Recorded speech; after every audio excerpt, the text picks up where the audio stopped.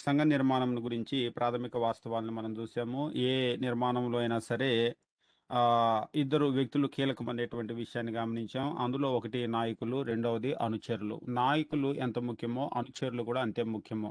నాయకులు అంటే మంచి నాయకులు ఉన్నప్పుడు మాత్రమే వ్యవస్థ అనేటువంటిది చక్కగా ముందుకు వెళ్తుంది. మంచి ప్రతిఫలం అనేటువంటిది మనం చూడగలుగుతాం. మంచి నాయకులు మాత్రం ఉంటే సరిపోదు. మంచి అనుచరులు కూడా ఉండవలసినటువంటి అవసరం ఉంది అనేటువంటి విషయాన్ని మనం గమనించాం. ఈ 2 గ్రూపుల మధ్య సమన్వయం అనేటువంటిది, కోపరేషన్ అనేటువంటిది చాలా ప్రాముఖ్యమైనటువంటి విషయంగా మనం గమనించాం. ఒకరికొకరు గనక సహకరించుకున్నట్లయితే ముందుకు వెళ్ళటం అనేటువంటిది అసాధ్యము. ఖచ్చితంగా అటువంటి వ్యవస్థ అనేటువంటిది ఫెయిల్ అయిపోతుంది. మొదటి శతాబ్దంలో మనం చూసినప్పుడు సంఘాలన్నీ కూడా కలిసి వెళ్ళటం ద్వారానే వారు అత్యుత్తమమైనటువంటి ప్రతిఫలాన్ని చూశారు అనేటువంటి విషయాన్ని కూడా మనం గమనించడం జరిగింది. మనము 4వ పాఠాన్ని ప్రారంభించుకుందాం. హెడింగ్ పెట్టుకోండి. సంఘము అనగానేమి? What is the church?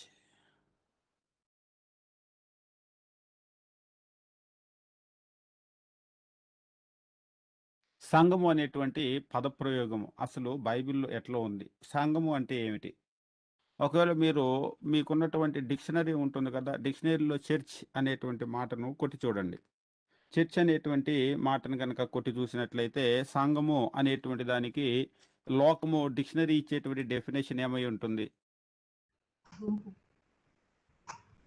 లేదా ఈరోజు కొంతమంది మీ చర్చ్ ఎక్కడ అని అడిగారనుకోండి. వాళ్ళేమని చెప్తూ ఉంటారు?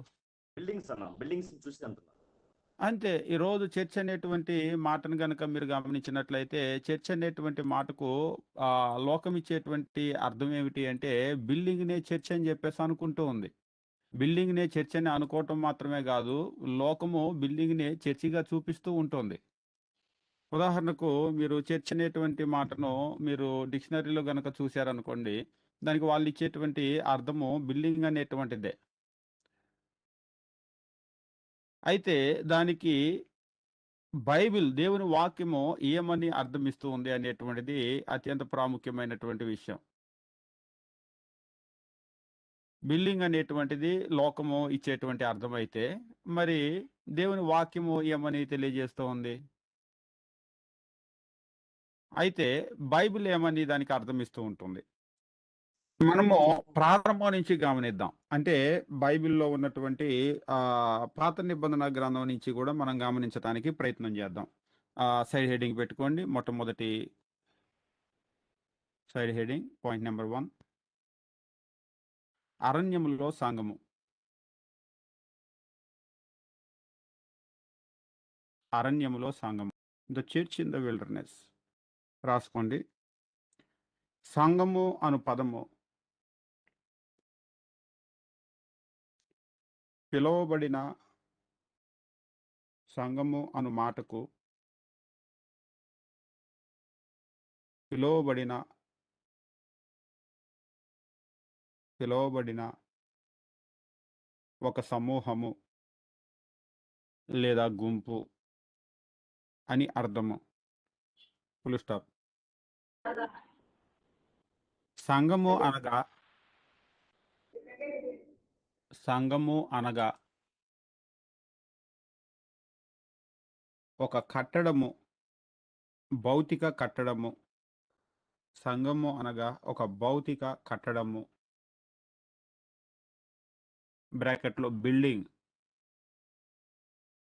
Building bracket close. ఎంత మాత్రము కాదని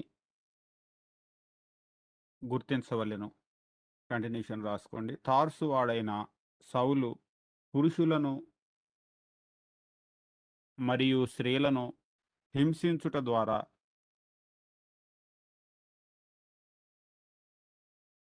సంఘమును హింసించెను.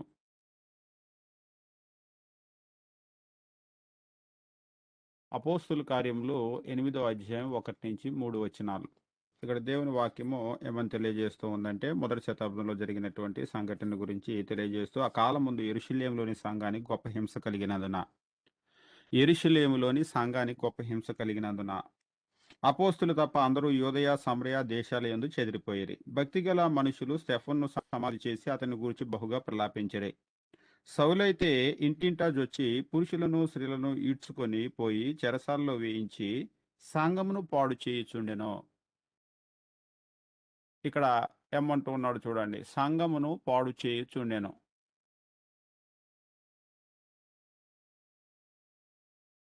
సంఘమును పాడు చేయుచుండెను అంటే, సంఘము అంటే ఒకవేళ ఇవాళ లోకం చెప్పినటువంటి అర్థం గనక చూసినట్లయితే బిల్డింగ్. అంటే ఈయన సౌలు ఎవరిని పాడు చేస్తున్నాడు? బిల్డింగ్‌లన్నీ ఎళ్ళిపోయి పడగొడుతున్నాడా? పై వచనంలో తెలియజేస్తున్నాడు. సౌలైతే ఇంటింటా జొచ్చి పురుషులను, స్త్రీలను ఈడ్చుకొని పోయి, అంటే పురుషులను, స్త్రీలను హింసిస్తూ ఉన్నాడు. పురుషులను, స్త్రీలను హింసించడం ద్వారా చెరసాల్లో వేయించి సంఘాన్ని పాడు చేయుచుండెను. అంటే ఇక్కడ సంఘము అనేటువంటి మాటకు తెలియజేసినటువంటి అర్థం ఏమిటంటే, అక్కడ ఉన్నటువంటి పురుషులు, స్త్రీలు. ఇంకా చెప్పాలంటే పిన్ పాయింట్ పెట్టాలంటే పిలువబడిన గుంపు.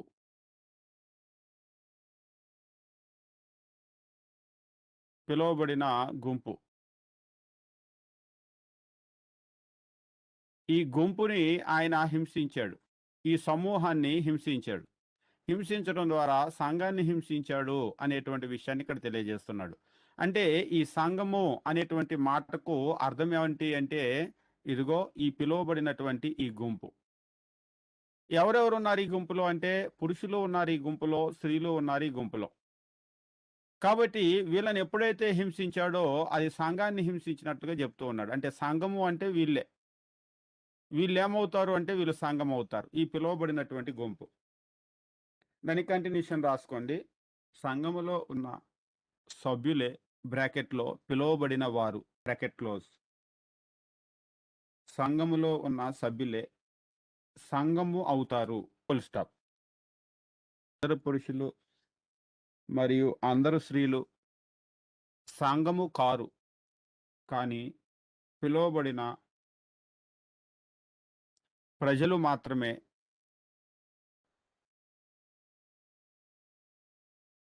అనగా స్త్రీ పురుషులు మాత్రమే సంఘము అవుతారు. సంఘము అనే పదము బైబిల్ బ్రాకెట్‌లో దేవుని వాక్యము బ్రాకెట్ క్లోజ్ ప్రస్తావించినప్పుడు అది ఎల్లప్పుడూ పిలువబడిన గుంపును గూర్చియే మాట్లాడుచున్నది. సంఘము అంటే ఎప్పుడూ కూడా బైబిల్‌లో చర్చ్ అనే మాట వచ్చింది అనుకోండి. చర్చ్ అనేటువంటి మాట రాగానే మీకేం గుర్తు రావాలి అంటే పిలువబడినటువంటి గుంపు. ఎవరి గుంపు అంటే పురుషులు, ఎవరి గుంపు అంటే స్త్రీలు. వీళ్ళని గురించి మాట్లాడుతూ ఉన్నాడనమాట. కాబట్టి సంఘము అనే పదము బైబిల్‌లో ఎక్కడ ప్రయోగించబడినప్పటికీ ఇది ఒక గుంపును గురించే మాట్లాడుతున్నాడు. పిలువబడినటువంటి గుంపు. మరొక రకంగా చెప్పాలంటే ఇది ప్రజలను గురించి మాట్లాడుతున్నాడు. ఎక్కడా కూడా బిల్డింగ్స్‌ని గురించి ఇది మాట్లాడలేదు. నేడు లోకం అనేది దాన్ని తప్పుగా అర్థం చేసుకుంటూ ఉంది. దాని కంటిన్యూషన్ రాసుకోండి. స్టెఫను ఐగుప్తు నుండి అరణ్యంలోనికి పిలువబడిన ఇజ్రాయేలీలను గూర్చి ప్రకటించుచుండెను. అపోస్తుల కార్యాల్లో గనక మీరు చూసినట్లయితే స్టెఫను అనేటువంటి ఒక వ్యక్తిని గురించి చూస్తాము. ఈ స్టెఫను ప్రకటించేటప్పుడు ఇజ్రాయేలీయుల గురించి ప్రకటిస్తూ ఉన్నాడు. ఈ ఇజ్రాయేలీయులు మీరు గమనించినప్పుడు ఆదికాండంలో యాకోబు పేరే ఇజ్రాయేల్‌గా మార్చాడు. ఆ తర్వాత ఇజ్రాయేలీయులకు ఒక 75 మంది సంతానము. ఇజ్రాయేలీయులు వాళ్ళు అరణ్యంలోనికి పిలువబడ్డారు. అక్కడ దాస్యంలో నుంచి. అక్కడ మనం నిర్గమకాండం చదివేటప్పుడు ఈ ఇజ్రాయేలీయులు కనాను దేశం నుంచి ఏమైపోయారంటే ఐగుప్తు దేశానికి వెళ్లారు. ఈ ఐగుప్తు దేశానికి వెళ్లి ఐగుప్తు దేశంలో బానిసలుగా మారిపోయారు. ఈ ఐగుప్తు దేశంలో బానిసలుగా మారిపోయి అక్కడ బానిసత్వంలో ఉన్నారు. ఇప్పుడు దేవుడు మోషేని పిలిచి మోషే ద్వారా వీళ్ళందరినీ కూడా ఏం చేశాడంటే ఈ ఐగుప్తు దేశంలో నుంచి వీరిని పిలిచాడు. నా ప్రజలను పంపించు అని మోషేతో చెప్పాడు. వీళ్ళందరినీ కూడా పిలిచాడు. పిలిచినప్పుడు వీళ్ళు ఏం చేశారంటే అక్కడ నుంచి అరణ్యంలోనికి వచ్చారు. ఎర్ర సముద్రాన్ని దాటి.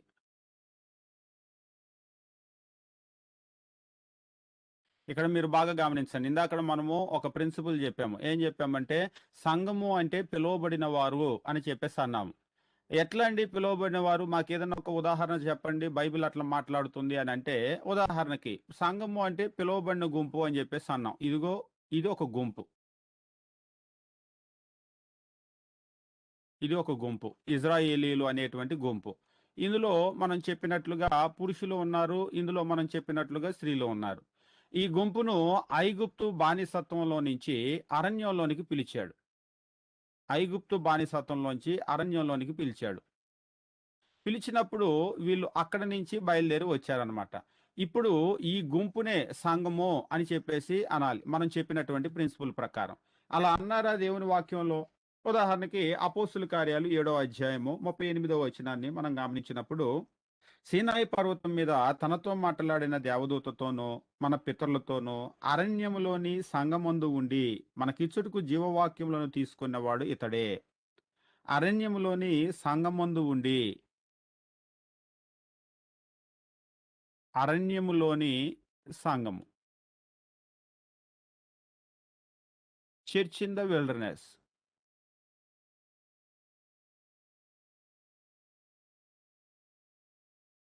కొంతమంది ఏమనుకుంటారంటే చర్చ్ అంటే క్రొత్త నిబంధనలోనే ఉందేమో అని అనుకుంటారు. No. There was church in the wilderness. అరణ్యంలో కూడా సంఘం ఉంది. పాత నిబంధనలోనే సంఘం ఉంది. అంటే సంఘము అనేటువంటి పదప్రయోగము ఎట్లా ఉపయోగించబడింది అంటే పిలువబడినటువంటి ఒక గుంపు.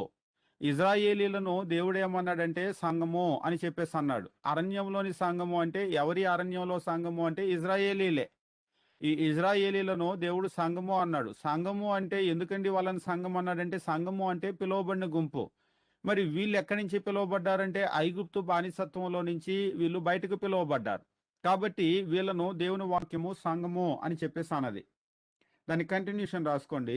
దీనిని అధ్యయనం చేయటం ద్వారా సంఘము అను పదమునకు గల వాస్తవ అర్థమును గ్రహించగలము.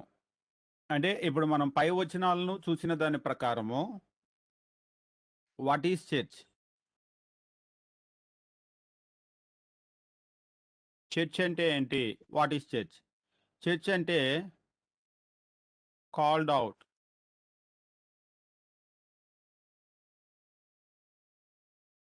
పీపుల్.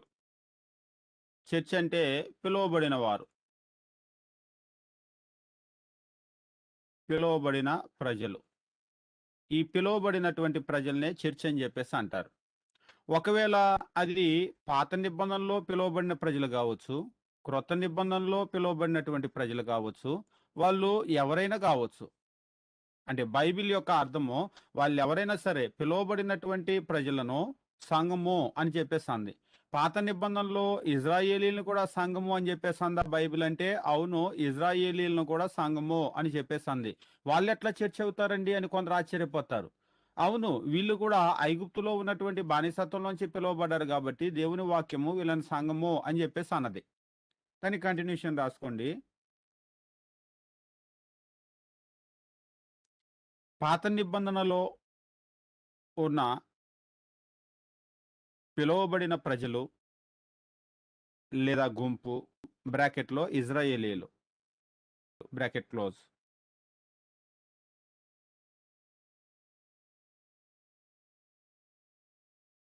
ఇజ్రాయేలీలు క్రొత్త నిబంధనలో ఉన్న క్రొత్త నిబంధనలో ఉన్న క్రీస్తు చేత పిలువబడిన క్రీస్తు చేత పిలువబడిన గుంపు కాదని గుర్తించవలెను.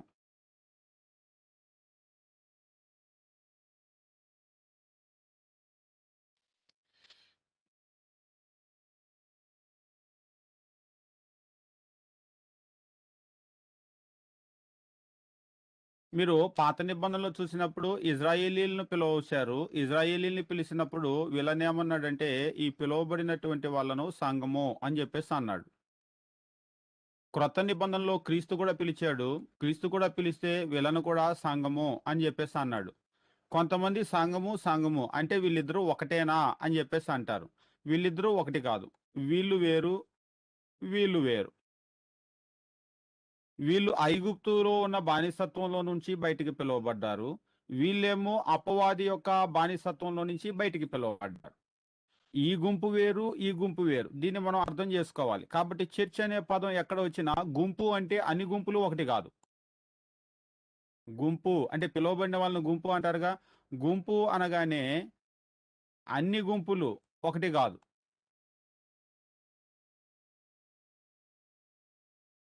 ఈ పదం మీకు బాగా అర్థం అవ్వాలి. గుంపు అనగానే అన్ని గుంపులు ఒకటి కాదు. ఇవాళ చర్చి అని అంటూ ఉంటారు. CSI church, RCM church, Methodist church, Baptist church, ఆ చర్చి, ఈ చర్చి, కొన్ని వేల చర్చిలు ఉన్నాయి. కొందరు ఏమంటారంటే చర్చి ఏదైనా ఒకటి కాదా అని అంటారు. గుంపు ఏదైనా ఒకటి కాదు. ఇక్కడ చూడండి, గుంపు ఇక్కడ గుంపు, ఇక్కడ సంఘము, ఇక్కడ సంఘము, ఇది గుంపే, ఇది గుంపే. ఈ గుంపు ఎవరు?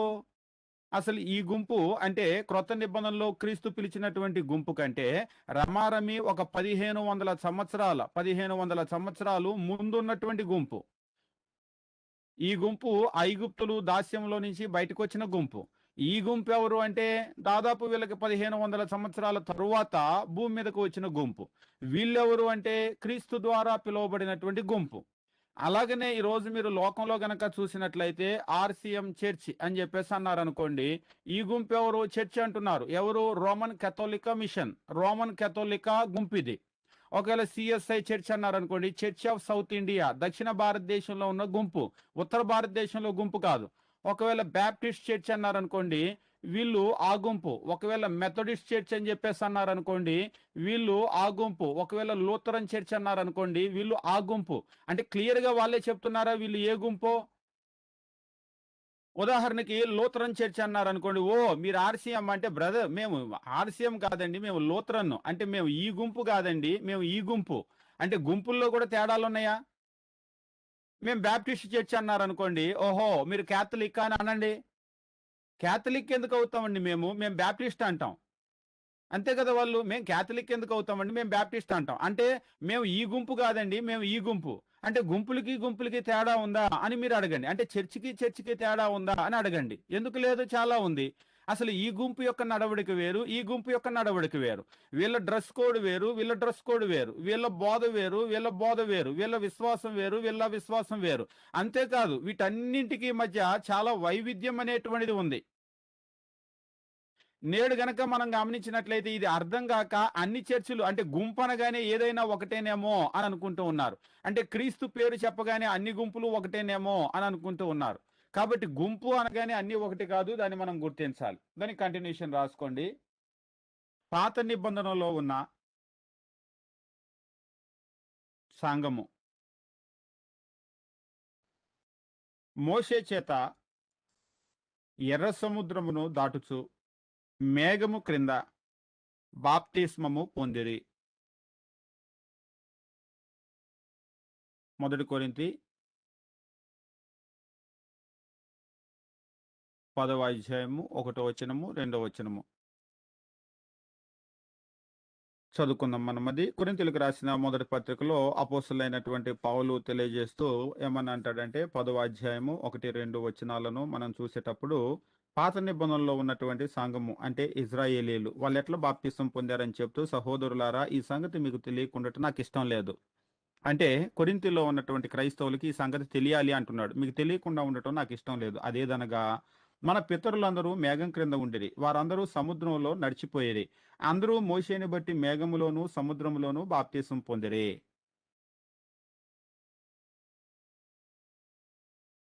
పాత నిబంధనలో మనం చూసేటువంటి సంఘము బాప్తిస్మము పొందారు.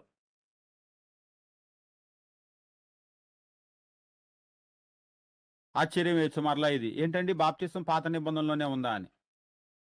అదే క్లియర్ గా చెప్తున్నాడు. మీకు ఈ సంగతి తెలియకుండా నాకు ఇష్టం లేదు అంటున్నాడు. ఏంటి అంటే అదేమనగా మన పితరులందరూ మేఘం క్రింద ఉన్నారు, వారందరూ సముద్రంలో నడిచిపోయారు, అందరూ మోషేని బట్టి మేఘములోను సముద్రంలోను బాప్తిసం పొందిరి.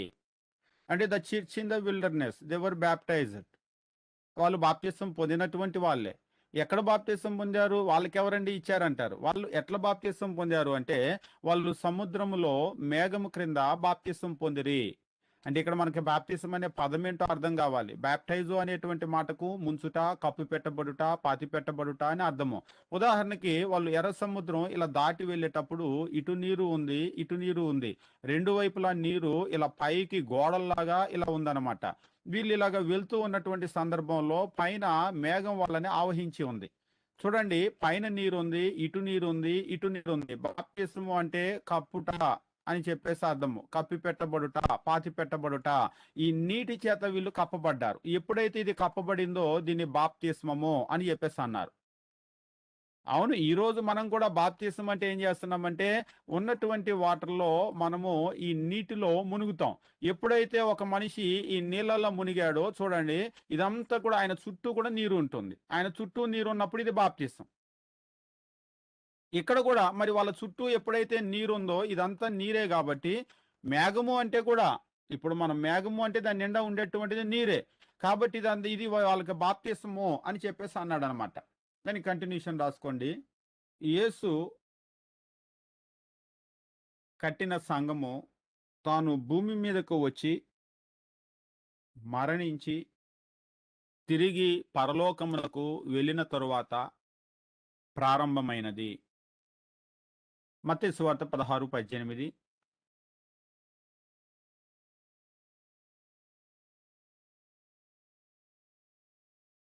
అపోస్తుల కార్యగ్రంథము 2వ అధ్యాయము. ఎఫ్ఎఫ్ అని పెట్టుకోండి. అంటే ఫాలోయింగ్ అనమాట మొత్తము అధ్యాయం అంతా కూడా.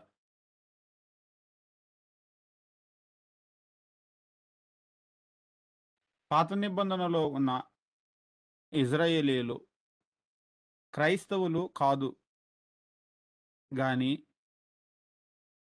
వారు యోధ మతమునకు చెందిన వారై ఉన్నారు.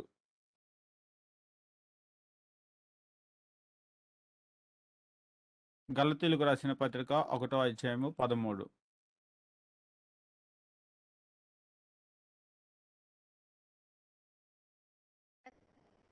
ఇజ్రాయేలీయులు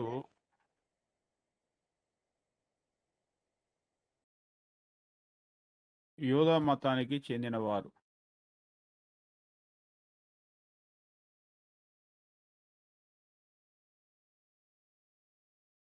యూద మతము ప్రజలను క్రీస్తునొద్దకు నడిపించు బాలశిక్షకుడై ఉన్నాడు. అంటే ఇది వేరే మతమేమో అనుకుంటారు. ఇది వేరే మతం కాదు. గలతీ 3:24, 25.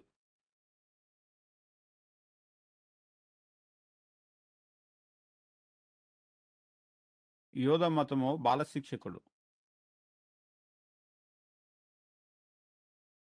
బాలశిక్షకుని పని ఏమిటి అంటే క్రీస్తు దగ్గరకు నడిపించటం.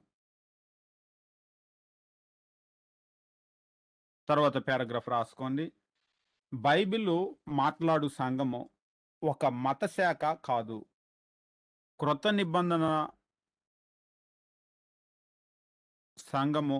నిబంధనలో సంఘము ప్రారంభమైన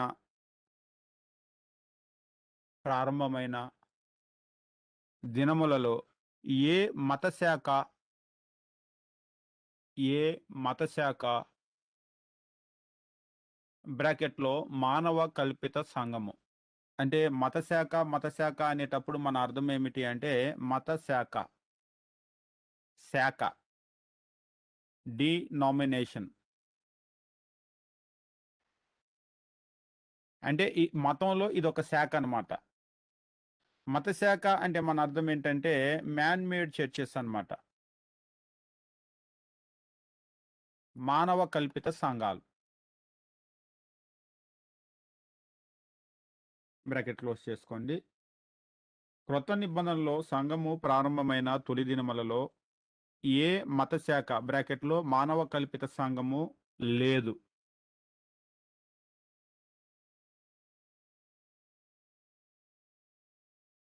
క్రీస్తు కట్టిన సంఘము మాత్రమే ప్రపంచమంతటా విస్తరించుట మనము అపోస్తలుల కార్యములలో చూడగలము.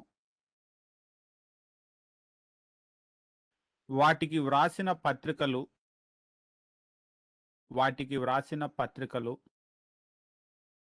క్రొత్త నిబంధనలో క్రొత్త నిబంధనలో చూడగలము. క్రీస్తు కట్టిన సంఘమునే అపోస్తలులు మొదటి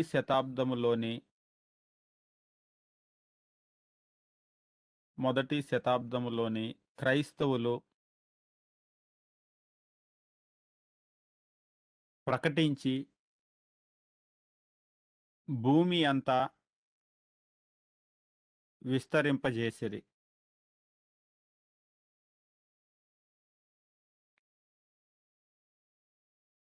ఫుల్ స్టాప్. అటు తరువాత అనగా కొన్ని వందల సంవత్సరముల తరువాత మానవులు క్రీస్తు కట్టిన సంఘములో నుండి విడిపోయి సొంతగా సంఘములను కట్టుట ప్రారంభించిరి. అవి విస్తరించి నేడు కొన్ని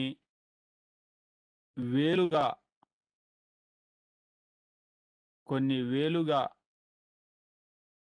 అభివృద్ధి చెంది మన చుట్టూ ఉండుట మనము గమనించగలము.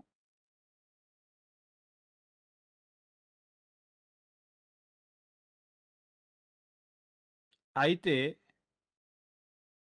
ఈ రీతిగా విడిపోవుట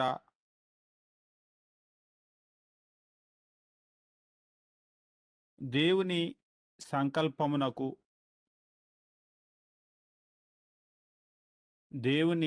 సంకల్పమునకు మరియు క్రీస్తు ప్రార్థనకు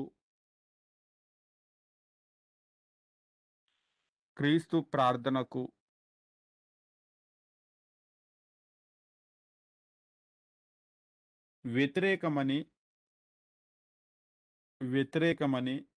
గుర్తించవలెను.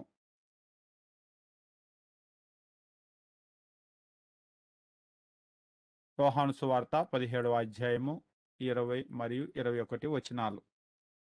దాదాపు క్రీస్తు ప్రభు సిలువ వేయబడటానికి ముందు రాత్రి గెత్సెమనే తోటకు ప్రార్థన చేయటానికి వెళ్తాడు. మనందరికి కూడా తెలుసు.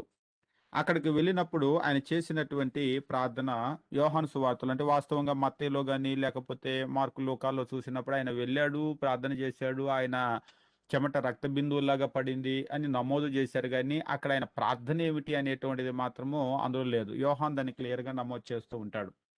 17వ అధ్యాయము మనం గమనించినప్పుడు 21 వచనాల్లో, మరియు నీవు నన్ను పంపితువని లోకము నమ్మునట్లు తండ్రి నాయందు నీవును నీయందు నేనును ఉన్నలాగున వారు మనయందు ఏకమై ఉండవలనని వారి కొరకు మాత్రము నేను ప్రార్థించట్లేదు, వారి వాక్యం వలన నా యందు విశ్వాసముంచు వారందరూ ఏకమై ఉండవలనని వారి కొరకును ప్రార్థించుచున్నాను. ఇక్కడ ఇది క్రీస్తు ప్రభు యొక్క ప్రార్థన మనం చూస్తూ ఉంటాం. క్రీస్తు ప్రార్థన ఇంకా చెప్పాలంటే డెత్ విష్ అన్నమాట. నీ చివరి కోరిక ఏమిటి అని చెప్పేసి అంటారు కదా, డెత్ విష్. ఆయన చచ్చిపోయే ముందు ప్రార్థన చేసినప్పుడు ఆయన డెత్ విష్ ఏంటో అక్కడ చెప్తాడు. ఏమిటా డెత్ విష్ అంటే యూనిటీ అమాంగ్ బిలీవర్స్, విశ్వాసుల మధ్య ఉండవలసినటువంటి ఐక్యతను గురించి ఆయన ప్రార్థన చేశాడు. ఐక్యత ఎక్కడ ఉండాల్సింది అంటే విశ్వాసుల మధ్య. ఎటువంటి ఐక్యత? ఐక్యత అనగానే ఎటువంటి ఐక్యత? మేము కలిసే ఉన్నాం కదా అని అంటారు. ఎటువంటి ఐక్యత? ఆయన చెప్పింది 20వ వచనము, మరియు నీవు నన్ను పంపితవని లోకము నమ్మునట్లు తండ్రి నాయందు నీవు నీయందు నేను ఉన్నలాగున. ఎటువంటి ఐక్యత అంటే తండ్రి కుమారుల మధ్య ఉన్న ఐక్యత.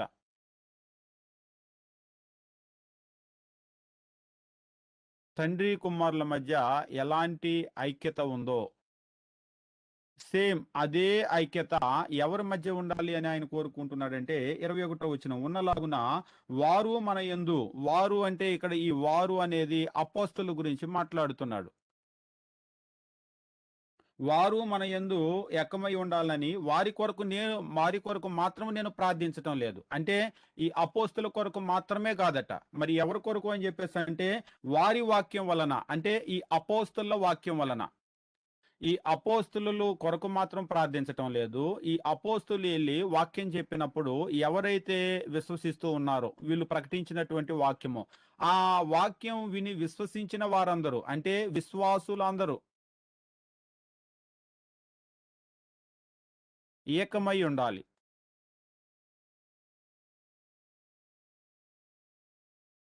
అంటే ఈయన ఈ అపోస్తుల్లో ఏకత్వం కొరకు మాత్రం ప్రార్థించలేదు. ఈ అపోస్తులు వీళ్ళ వాక్యం విన్నటువంటి వాళ్ళందరూ అంటే విశ్వాసులు అందరూ ఆల్ షుడ్ బి వన్. అంటే అపోస్తలులు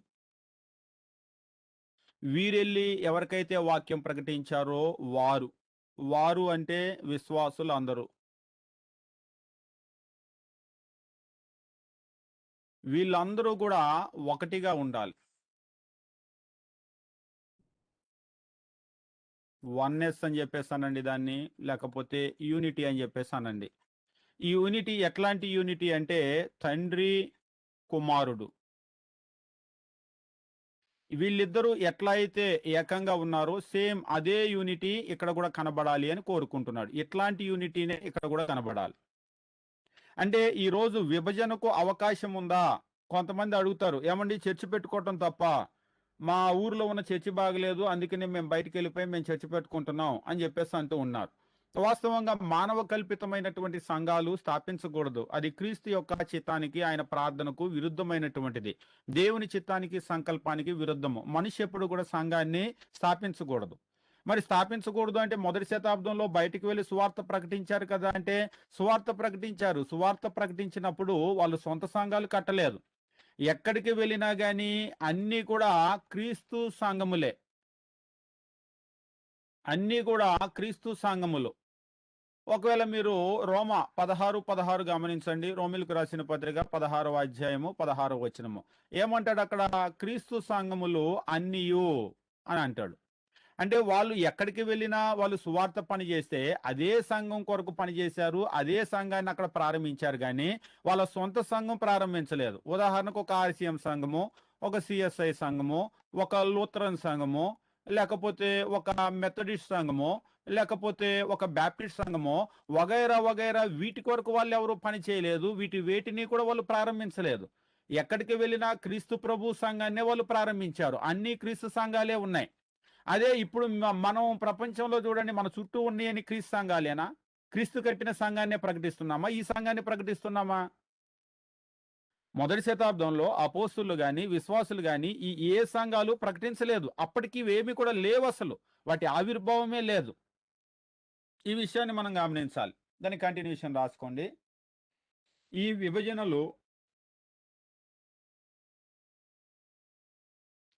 ప్రారంభమగుటకు గల ప్రధాన కారణం ఏమనగా, ఇవి ఎక్కడ ప్రారంభమైనవి కూడా చూద్దాము.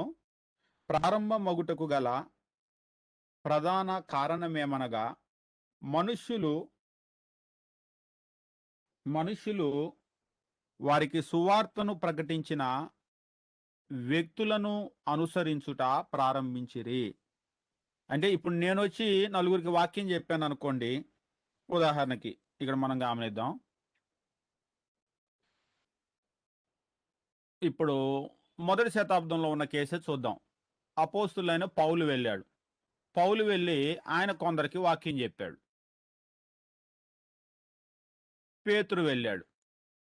పేతురు అంటే కేఫా కదా ఆయన పేరు. ఆయన వెళ్ళాడు. ఆయన వెళ్ళి ఆయన కొందరికి వాక్యం చెప్పాడు. ఈయన తర్వాత అపోల్లో ఉన్నాడు. అపోల్లో అనే విద్వాంసుడు ఉండెను అని ఉంది కదా, అపోల్లో వెళ్ళాడు. ఈయన కొందరికి వాక్యం చెప్పాడు. వాస్తవంగా ఈయన వాక్యం చెప్పినా వీళ్ళందరూ కూడా ఒకటిగా ఉండాలి అని క్రీస్తు యొక్క ప్రార్థన. అంతే కదా! వీరి వాక్యం వలన విశ్వాసం ఉంచిన వారందరూ కూడా వీళ్ళందరూ కూడా ఒకటిగా ఉండాలి అని ఈ యూనిటీని క్రీస్తు కోరుకున్నాడు. కానీ ఇప్పుడు ఏమైపోయిందంటే చదువుకుందాం. కొరింథీయులకు రాసిన మొదటి పత్రిక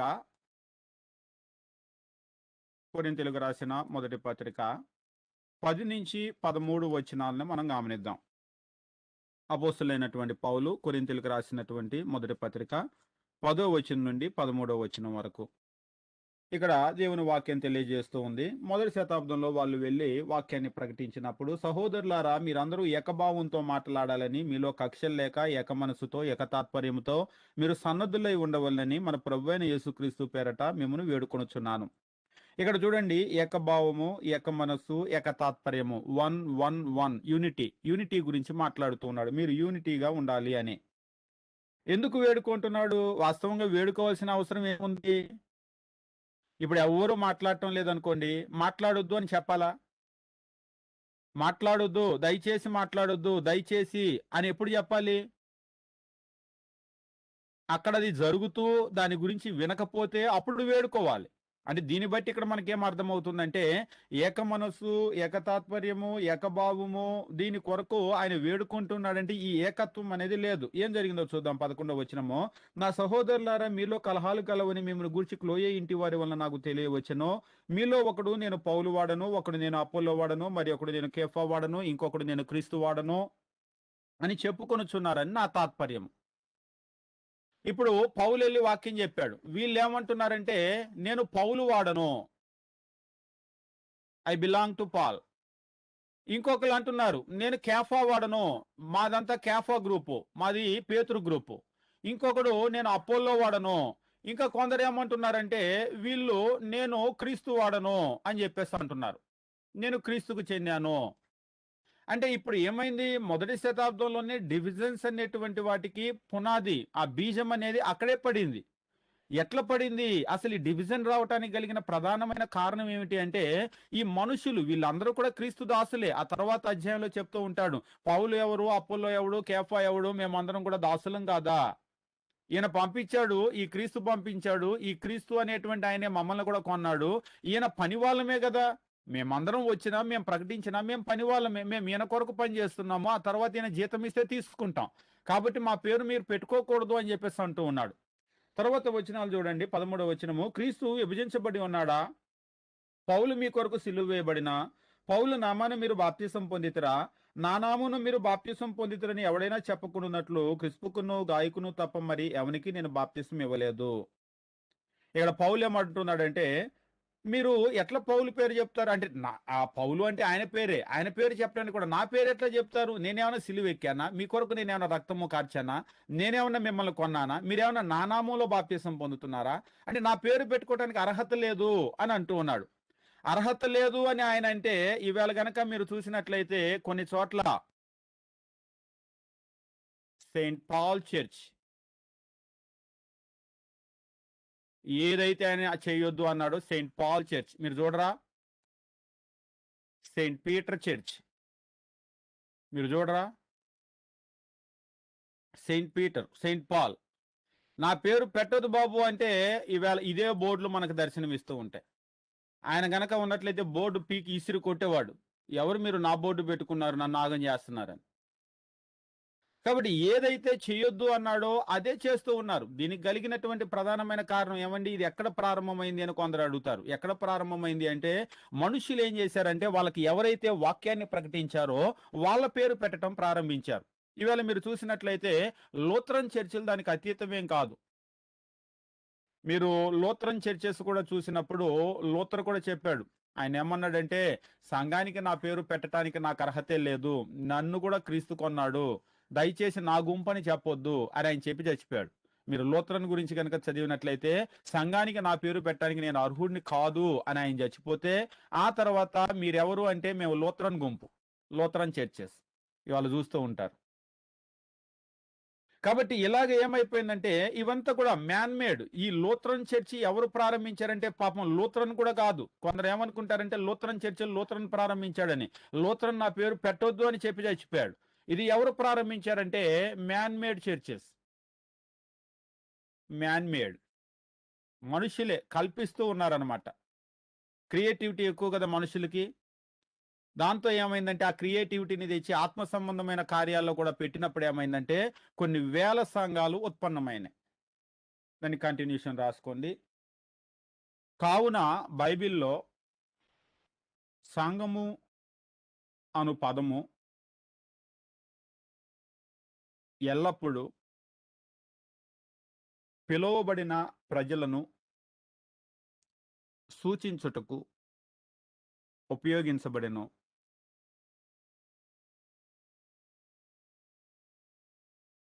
పిలువబడిన ప్రజలను సూచించుటకు ఉపయోగించబడెను. అది అది ఎన్నడూ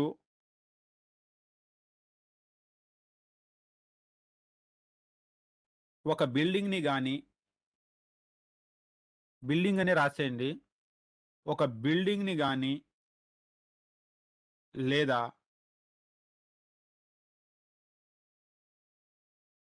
ఒక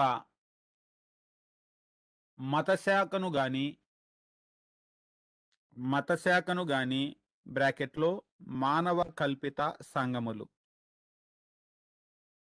మత శాఖ అనే పదం ఎప్పుడొచ్చినా గుర్తుపెట్టుకోండి. మ్యాన్ మేడ్ చర్చెస్ అదంతా కూడా మనుషులు కల్పించిన సంఘాలు. మానవ కల్పిత సంఘములు బ్రాకెట్ క్లోజ్. మత శాఖను గాని సూచించుటకు ఉపయోగించబడలేదు. అంటే చర్చ్ అనే పదం ఎప్పుడు ఒక బిల్డింగ్‌ని చూపించడానికి ఉపయోగించబడల బైబిల్‌లో. ఒక మ్యాన్ మేడ్ చర్చిని సూచించడానికి ఉపయోగించబడలేదు. అంటే చర్చ్ అనే పదం ఎప్పుడు ఆర్‌సీఎంకి చెందదు, సీఎస్ఐకి చెందదు, లూథరన్‌కి చెందదు, ఏ మ్యాన్ మేడ్ చర్చికి చెందదు. బైబిల్‌లో అయితే. లోకంలో చెందుతాయి, బైబిల్‌లో అయితే చెందదు. పాత నిబంధనలో అరణ్యములో ఉన్న సంఘము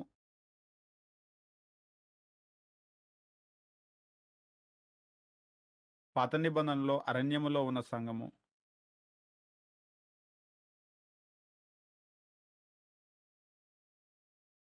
ఇజ్రాయేలీల గుంపుగా చూడగలము. వీరు ఐగుప్తు దాస్యము నుండి పిలువబడిరి. పాయింట్ నెంబర్ 2 సైడ్ హెడింగ్ పెట్టుకోండి.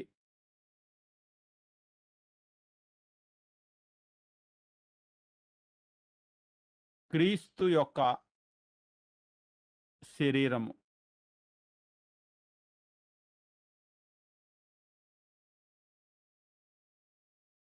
లేదా క్రీస్తు యొక్క శరీరము లేదా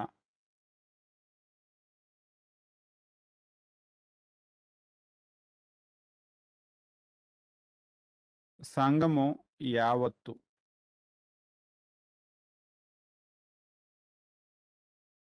సంఘము యావత్తు. The whole church or body of Christ.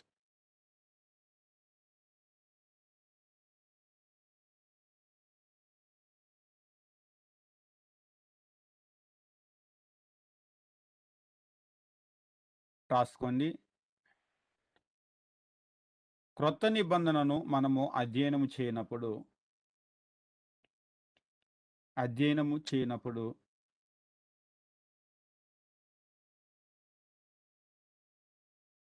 క్రీస్తు సంఘమును గురించి మనము చూడగలము. ఇది క్రీస్తు చేత కట్టబడినది. మత్తయి 16:18. మత్తయి సువార్త 16వ అధ్యాయము 18వ వచనం. క్రీస్తు ప్రభు చెప్తూ ఉంటాడు, I will build my church.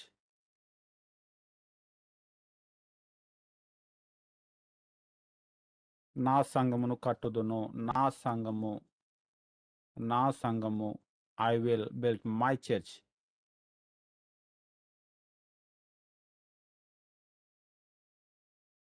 నా సంఘమును కట్టుదును అని యేసు చెప్పినందున, నా సంఘమును కట్టుదును అని యేసు చెప్పినందున, ఇది క్రీస్తుకు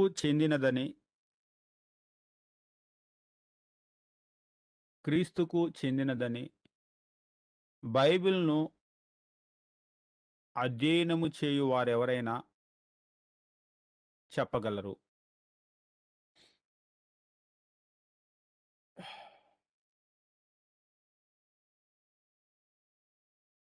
ఒకసారి ఇక్కడ గమనించండి మీరందరూ కూడా.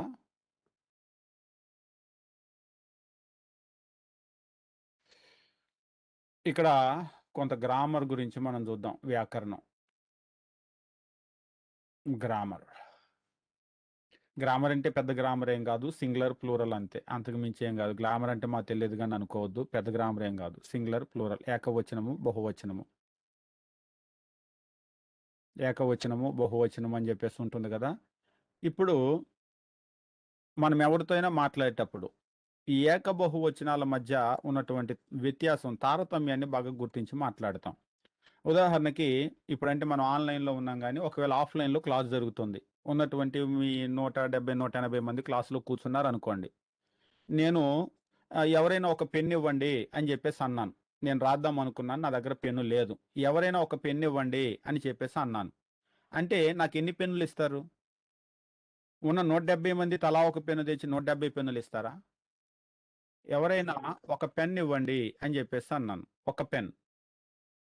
ఒక పెన్ అంటే ఈలోపు ముందు బెంచ్లో ఉన్న వాళ్ళు లేచి ఒక పెన్ ఇచ్చారు. ఇచ్చినా కానీ మరలా మీరు వెనక బెంచ్లోంచి వచ్చి ఇంకో పెన్ ఇస్తారా? ఎవరైతే ఒకరు ఇచ్చారో ఇక మిగిలిన వాళ్ళందరూ కూర్చుంటారు. ఎందుకు? ఒక పెన్ అన్నాం. నాకు ఒక 2 పెన్నులు ఇవ్వండి అంటే తెలుగులో లు అంటారు, 2 పెన్స్ అని చెప్పేసి అన్నాం అనుకోండి. నాకు ఒక 2 పెన్నులు ఇవ్వండి అన్నారు. వీళ్ళు వచ్చి ముందు బెంచ్లోంచి ఒకళ్ళు వచ్చి ఇచ్చారు. ఇచ్చినా కానీ మీరు ఇంకొక పెన్ ఇవ్వటానికి ముందుకు వస్తారు. ఎందుకు? 2 అన్నాం కాబట్టి. అంటే 1కి 2కి మధ్య మనకు వ్యత్యాసం తెలుసా? 1 అనగానే 1 అవ్వగానే వెళ్ళి కూర్చుంటాం, ఆల్రెడీ 1 ఇచ్చారు కదా అని. 2 పెన్నులు ఇవ్వండి అంటే 1 ఇచ్చినా మరలా వస్తాం. ఎందుకు? 2 కదా అడిగారు అని చెప్పేసి. అంతేనా?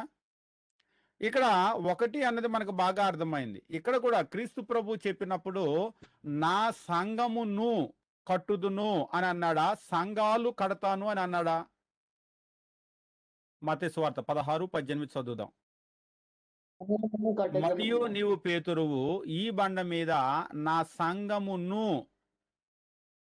మై చర్చ్, నాట్ చర్చెస్, అంతే కదా. ఆయన సంఘము అన్నాడా, సంఘాలు అన్నాడా? ఇక్కడ మనం గమనించవలసింది ఏమిటంటే క్రీస్తు ప్రభు చెప్పింది సంఘమును.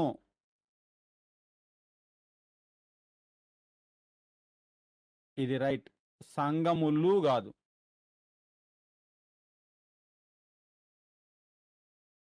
అంతేనా?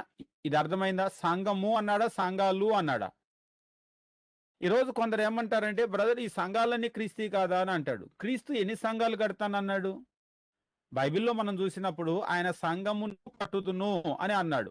ఆయన ఒకటి చెప్పి ఇంకొకటి చేసే వ్యక్తి కాదు. ఆయన ఏం చెప్పాడో దాన్నే చేసే వ్యక్తి. లేదులేండి ఆయన సంఘాన్ని కడతానన్నాడు, అది నిజమే కానీ, మత్తయి సువార్త నిజమే కానీ, ఆయన కట్టింది మాత్రం సంఘాలు ఎన్ని ఆయనయే అని గనక మనం అంటే, అప్పుడు క్రీస్తు కూడా మనకులాగా మాట తప్పే వ్యక్తి అని మనం చెప్పినట్లే. ఎందుకంటే ఆయన సంఘము కడతాను అంటే సంఘమే కడతాడు. ఒకవేళ సంఘాలు కట్టే విధంగా అయితే ఆయన సంఘాలు కడతాను అని చెప్పి ఉండేవాడు. కాబట్టి ఆయన సంఘాలు కడతాను అని చెప్పేసి చెప్పలేదు, ఆయన సంఘమును కడతాను అని చెప్పేసి అన్నాడు. ఇక్కడ మనం గమనించాల్సినటువంటి రెండో విషయం ఒకటి, ఏమిటి అంటే క్రీస్తు ప్రభు ఒక సంఘాన్నే కడతాను అనేది ఆయన వాగ్దానం. ఒక సంఘము అన్నాడు కాబట్టి. రెండవది, ఈ సంఘము ఎవరిది? మరియు నీవు పేతురువు, నీకు ఒక సంఘం కట్టి పెడతాను అని అన్నాడా?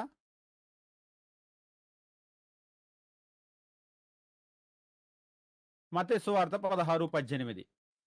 మరియు నీవు పేతురువు, నువ్వు నన్ను అనుసరిస్తున్నావు కాబట్టి నీకో సంఘం కట్టి పెడతాను అన్నాడా? ఏమన్నాడు? నా సంఘము మరియు నీవు పేతురువు, ఈ బండ మీద నా సంఘమును కట్టుదును. నా అంటే సంఘం అనేది ఎవరిది? నీకు అంటే పేతురు. అంటే ఈరోజు సెయింట్ పీటర్ చర్చ్ అని చెప్పేసి అంటారు. పీటర్ది ఎట్లా ఇది సంఘము? క్రీస్తు ప్రభు క్లియర్ గా చెప్పాడు, నా సంఘము కట్టుదును. నా అంటే ఉదాహరణకి ఇక్కడ నేను ఇది నా పెన్ అని అన్నాను అనుకోండి. నా పెన్ అంటే ఓ ఉదయ్ గారి పెన్నా అని అంటారా? బుర్ర ఉందా బుర్ర లేదా? నా పెన్ అంటే ఉదయ్ గారి పెన్నా అంటున్నావు, నీకు తెలుగు చక్కగా వచ్చా అని అంటాం. అవునా?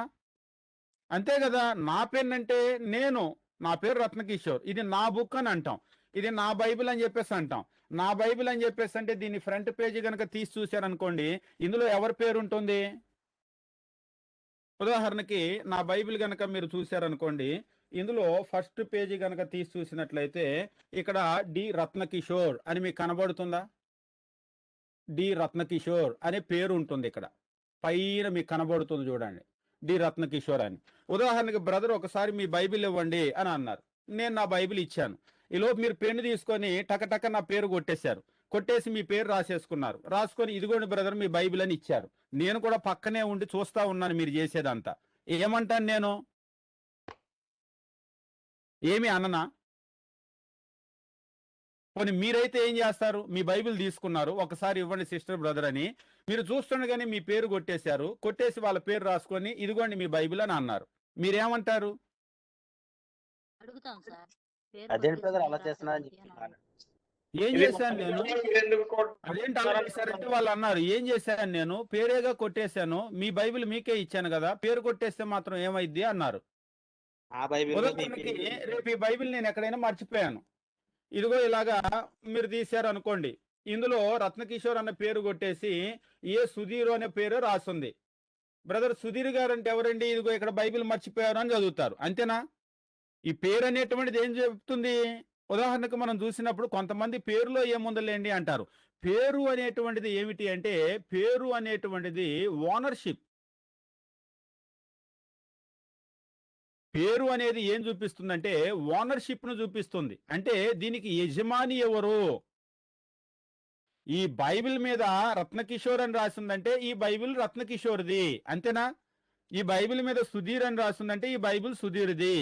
ఈ సంఘం మీద క్రీస్తు అని ఉందంటే ఈ సంఘము క్రీస్తుది. నా సంఘము అని ఉంటే క్రీస్తు సంఘము అనే పెట్టాలి, మరేం పెట్టకూడదు. ఇది పెద్ద లాజిక్, కొంతమందికి అర్థం కాదు. ఏ లూథరన్ సంఘం అని పెడితే తప్ప అంటాడు ఒక ఆయన, పేతురు సంఘం అంటే తప్ప అని అంటాడు. ఈ పేరు అనేటువంటిది ఏం చూపిస్తుందంటే, పేరు అనేటువంటిది ఓనర్షిప్ ను చూపిస్తుంది. ఇది ఎవరిది అనేటువంటిది. దాని కంటిన్యూషన్ రాసుకోండి. క్రీస్తు క్రీస్తు సంఘమును క్రీస్తు సంఘమును కొనుటకు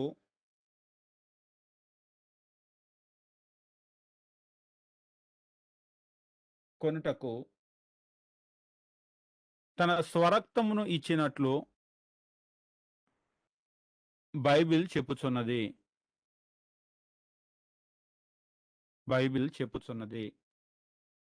అపోస్తుల కార్యములు 20:28.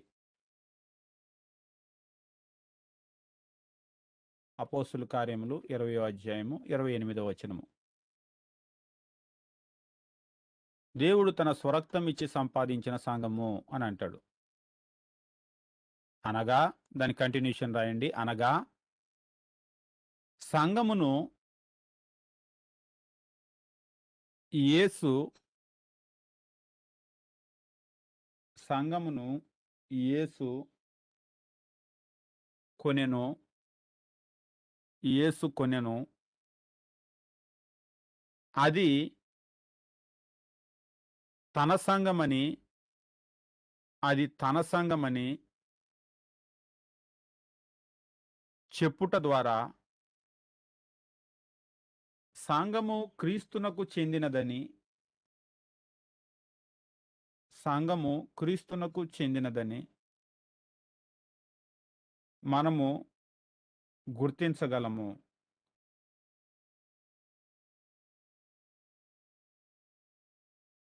సంఘము కొరకు దాని కంటిన్యూషన్ రాసుకోండి. సంఘము కొరకు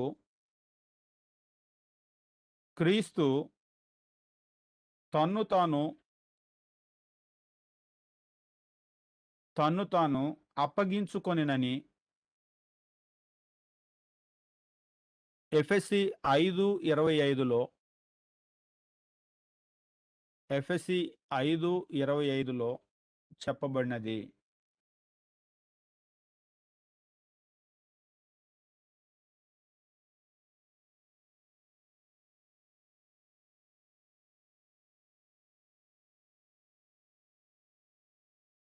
ఇప్పుడు మీరు గమనించండి.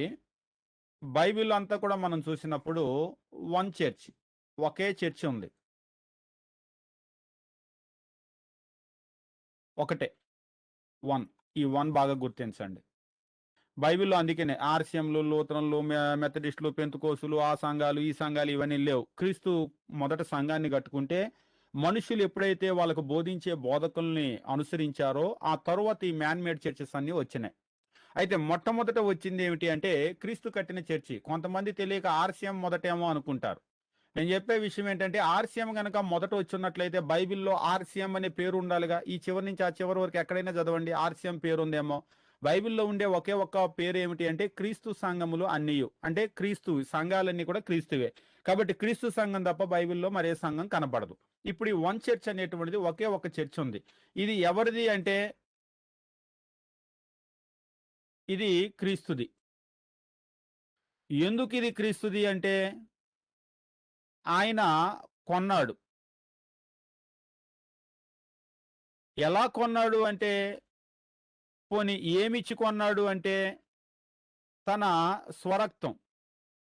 అంటే ఇంక చెప్పాలి అంటే తన ప్రాణమే ఇచ్చి దాన్ని కొన్నాడు. నిజంగా చూడండి వెండి, బంగారం ఇయి చాలా తక్కువ. ఎందుకంటే ఈ ప్రపంచంలో ఒక మనిషి ప్రాణం కంటే విలువైంది లేదు. క్రీస్తు తన ప్రాణాన్నే ఇచ్చి కొన్నాడు అంటే ఈ సంఘము చాలా విలువైనది అనేది మీకు అర్థమవుతూ ఉంటుంది. ఉదాహరణకి ఇదిగో ఈ పెన్ను రూ. 10 అంటే అనేదానికి, ఇదిగో ఈ పెన్ను రూ. 100 అనేదానికి తేడా ఉందా? అమ్మో! రూ. 100 ఈ పెన్ను రూ. 1,00,000 అంటే రూ. 1,00,000 పెన్ను ఉంటుందా అన్నాం. కావాలంటే చూడండి దాని మీద ఒక డైమండ్ పెట్టారంటే, అబ్బో! అయితే ఉంటుందిలే. ఇప్పుడు రూ. 1,00,000 పెన్ను, రూ. 10 పెన్ను సమానం అవుతుందా? రూ. 1,00,000 పెట్టి కొన్నాడంటే చాలా విలువైంది అని అర్థమవుతుంది. ఉదాహరణకి ఈ పెన్ను ఒక మనిషి ప్రాణమిచ్చి కొన్నాడు అంటే, లక్ష ఇవ్వటం ఎక్కువ, ప్రాణం ఇవ్వటం ఎక్కువ? పోనీ కోటి ఇవ్వటం ఎక్కువ, ప్రాణం ఇవ్వటం ఎక్కువ? 10,00,00,000 ఇవ్వటం ఎక్కువ, ప్రాణం ఇవ్వటం ఎక్కువ? ఈ ప్రపంచంలో ఎంత ఇంక చెప్పినా వాటన్నింటికంటే కూడా ప్రాణం అనేది చాలా విలువైంది. కాబట్టి క్రీస్తు ప్రభు ప్రాణం ఇచ్చి కొన్నాడు. తన స్వరక్తం ఇచ్చాడు అంటే రక్తము దేహానికి ప్రాణం. రక్తం ఇచ్చాడు అంటే ప్రాణం ఇచ్చాడు. అంటే ప్రాణం ఇచ్చి కొన్నాడు అంటే దాని కొరకు ఆయన చాలా విలువ చెల్లించాడు. అంటే సంఘం అనేటువంటిది చాలా విలువైనది. ఒకే ఒక సంఘం ఉంది. ఆ సంఘం అనేది చాలా విలువైంది. ఇప్పుడు మనం అపోస్తుల కార్యములు 2వ అధ్యాయము 47వ వచనాన్ని గమనించినప్పుడు ఇక్కడ ఒక విషయం తెలియజేయబడింది. సంఘము ప్రారంభమైనప్పుడు ప్రతిరోజు కొంతమంది రక్షణ పొందుతూ ఉన్నారు. అంతకుముందు కూడా మనం గమనించాం. అపోస్తుల కార్యములు 2వ అధ్యాయం 47వ వచనం ఆనందముతోనూ నిష్కపటమైన హృదయంతోనూ ఆహారం పుచ్చుకొని చుండిరి మరియు ప్రభువు రక్షణ పొందుతున్న వారిని అనుదినము వారితో చేర్చుచుండెను. ఇక్కడ వారితో అనేటువంటి మాట అంటే వారితో అంటే ముందుగా ఎవరైతే చేర్చబడ్డారో పిలువబడ్డారో ఆ గుంపుతో చేర్చుచున్నాడు. అంటే ఆ సంఘంలో చేరుస్తూ ఉన్నాడు. అదే మీరు గ్రీక్ లో గనక చూసినట్లయితే వారితో అనే మాట దగ్గర ఎక్లేసియా అనేటువంటి మాట ఉంటుంది. అంటే మీరు ఆంగ్లంలో కూడా చూసినప్పుడు lord added them to the church అని చెప్పేసి అంటాడు. అంటే సంఘంలో చేరుస్తూ ఉన్నాడు. ఎక్కడ చేరుస్తున్నాడు రక్షణ పొందినటువంటి వారిని? మరియు ప్రభువు అనుదినము రక్షణ పొందుచున్న వారిని వారితో చేర్చుచుండెను. ఇది చర్చి. ఇది క్రీస్తు ప్రభు కట్టుకున్న చర్చి. ఆయన స్వరక్తం ఇచ్చి సంపాదించుకున్న చర్చి. ఇప్పుడు రక్షణ పొందిన వాళ్ళందరినీ కూడా ఏం చేస్తున్నాడంటే, లోకం అనేటువంటిది ఒకటి ఉంది. ఈ లోకంలో నుంచి రక్షణ పొందేటువంటి వాళ్ళందరినీ కూడా తీసుకొని వచ్చి ఈ చర్చిలో పెడుతూ ఉన్నాడు, ఆయన కట్టుకున్నటువంటి చర్చిలో. కాబట్టి ప్రపంచంలో ఎవరైనా రక్షణ పొందారు అంటే వాళ్ళు ఎక్కడ కనబడతారంటే, ఈ క్రీస్తు కట్టుకున్నటువంటి తన సంఘంలో కనబడతారు. ఒక ఆయన అంటాడు, ఏ మనుషులు కట్టిన సంఘంలో రక్షణ పొందిన వాళ్ళు ఉండరా అని. ఉండరు. ఎందుకు ఉండరంటే, రక్షణ పొందిన వాళ్ళందరినీ కూడా ప్రభువు తీసుకొని వెళ్ళిపోయి తన సంఘంలో పెడుతున్నాడు. కాబట్టి క్రీస్తు సంఘానికి బయట, క్రీస్తు సంఘమునకు బయట, బయట అంటే మ్యాన్ మేడ్ చర్చెస్ అన్నమాట. మానవ కల్పిత సంఘములలో రక్షింపబడిన వారు ఉండరు. మానవ కల్పితమైనటువంటి సంఘాలలో రక్షించబడిన వాళ్ళు ఉండరు. ఎందుకు ఉండరు అంటే, రక్షింపబడిన వారందరినీ కూడా ప్రభువు తన సంఘంలో చేర్చేసుకుంటున్నాడు. ఈ పాయింట్ మీకు అర్థమైందా? ఒకవేళ మనం ఎవరైనా సరే, లేదు లేదండి మానవ కల్పితమైన సంఘాలు RC, CSI, Lutheran, Methodist, Baptist వగైరా వగైరా వాటిలో కూడా రక్షింపబడిన వారు ఉన్నారు అంటే అది మన భ్రమ, ఇమాజినేషన్ అంతే. ఇందులో ఎందుకు ఉండరు అంటే, రక్షింపబడిన వారందరినీ కూడా ప్రభు తన సంఘంలో చేర్చుకుంటున్నాడు. తన సంఘము అంటే తను స్వరక్తం ఇచ్చి సంపాదించుకున్న సంఘము. తన సంఘము అంటే నా అంటే ఆయనది, అంటే క్రీస్తు సంఘం. క్రీస్తు సంఘానికి బయట ఎవరు కూడా రక్షింపబడిన వారు ఉండటానికి అవకాశం లేదు. ఆయన తన సంఘంలో చేర్చుకుంటూ ఉన్నాడు. దాని కంటిన్యూషన్ రాసుకోండి. రక్షింపబడిన వారందరినీ ప్రభువు, రక్షింపబడిన వారందరినీ ప్రభువు తన సంఘములో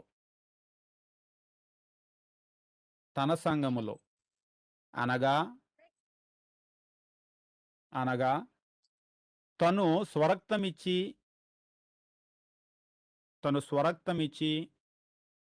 కొన్న సంఘములో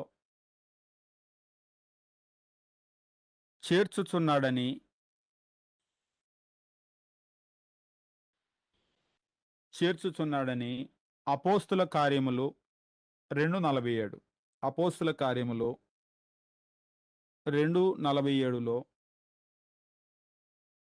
చెప్పబడినది.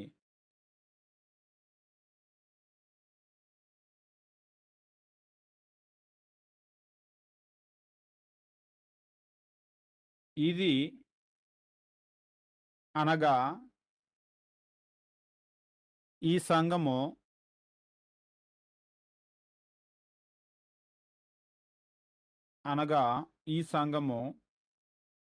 క్రీస్తు యొక్క శరీరమై ఉన్నది.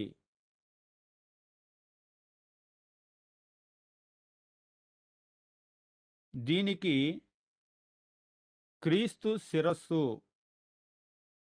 దీనికి క్రీస్తు శిరస్సు.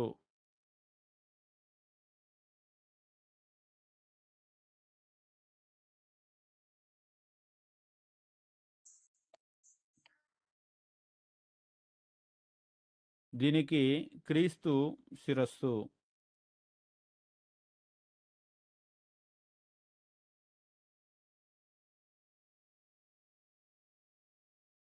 అని కొలస్సీ 1:18, 1వ అధ్యాయం 18వ వచనం మరియు 24వ వచనములలో తెలుపబడెను.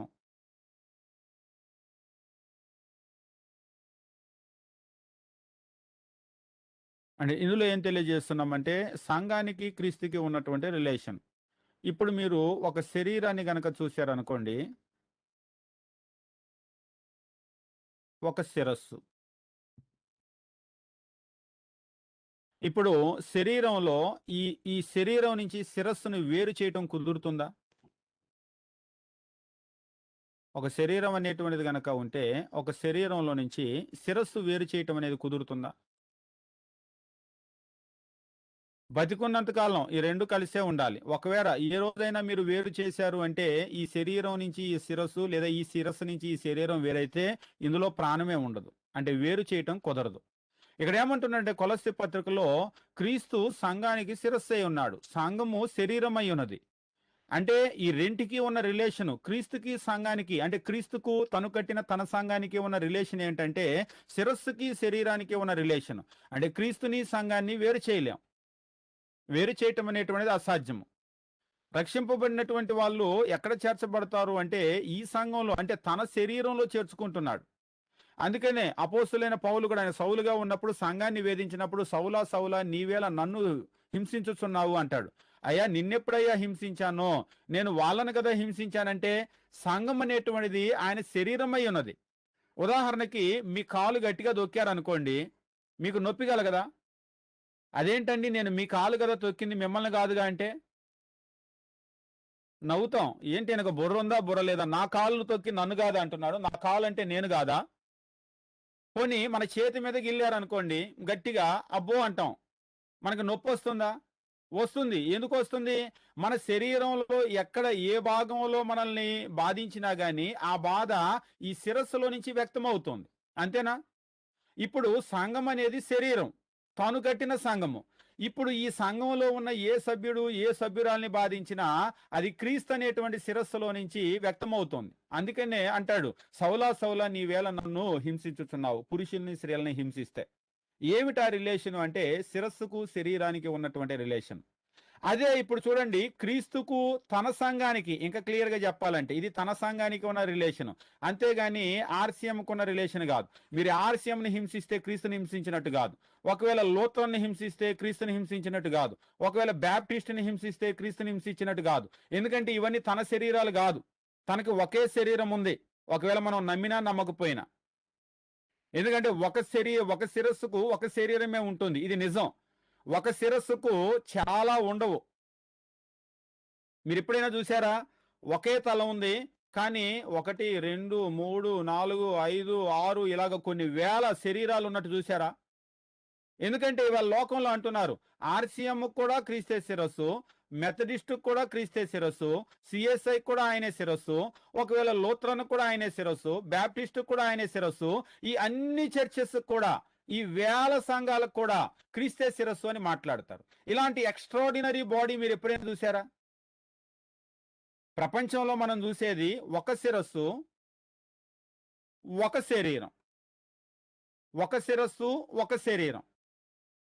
అంటే క్రీస్తు అనే ఒక శిరస్సుకు ఒకే శరీరం ఉంటుంది, ఇది నిజం. అందుకనే బైబిల్లో కూడా ఆ ఒకే సంఘాన్ని గురించి మనం చూడగలుగుతాం. అంతేగాని ఈ మానవ కల్పితమైన సంఘాలన్నీ కూడా లేవు. మరి అవి ఎక్కడి నుంచి వచ్చినాయి అంటే ఇందాక మనం గమనించాం, ఎప్పుడైతే మనుషులు వారికి సువార్త ప్రకటించినటువంటి క్రీస్తు దాసులను అనుసరించి వారి పేర్లు పెట్టుకోవటం ప్రారంభించారో అప్పుడు ఆ గుంపులు తయారైనాయి, మనుషులను వెంబడించేటువంటి గుంపులు తయారైనాయి. వాళ్ళకు మనుషుల పేర్లను పెట్టుకున్నారు, లేదా వాళ్ళ సిద్ధాంత పేర్లు పెట్టుకున్నారు. బ్యాప్టిజం అనేది సిద్ధాంతం, బ్యాప్టిస్ట్ సంఘము ఆ సిద్ధాంతం పేర్లు పెట్టుకున్నారు.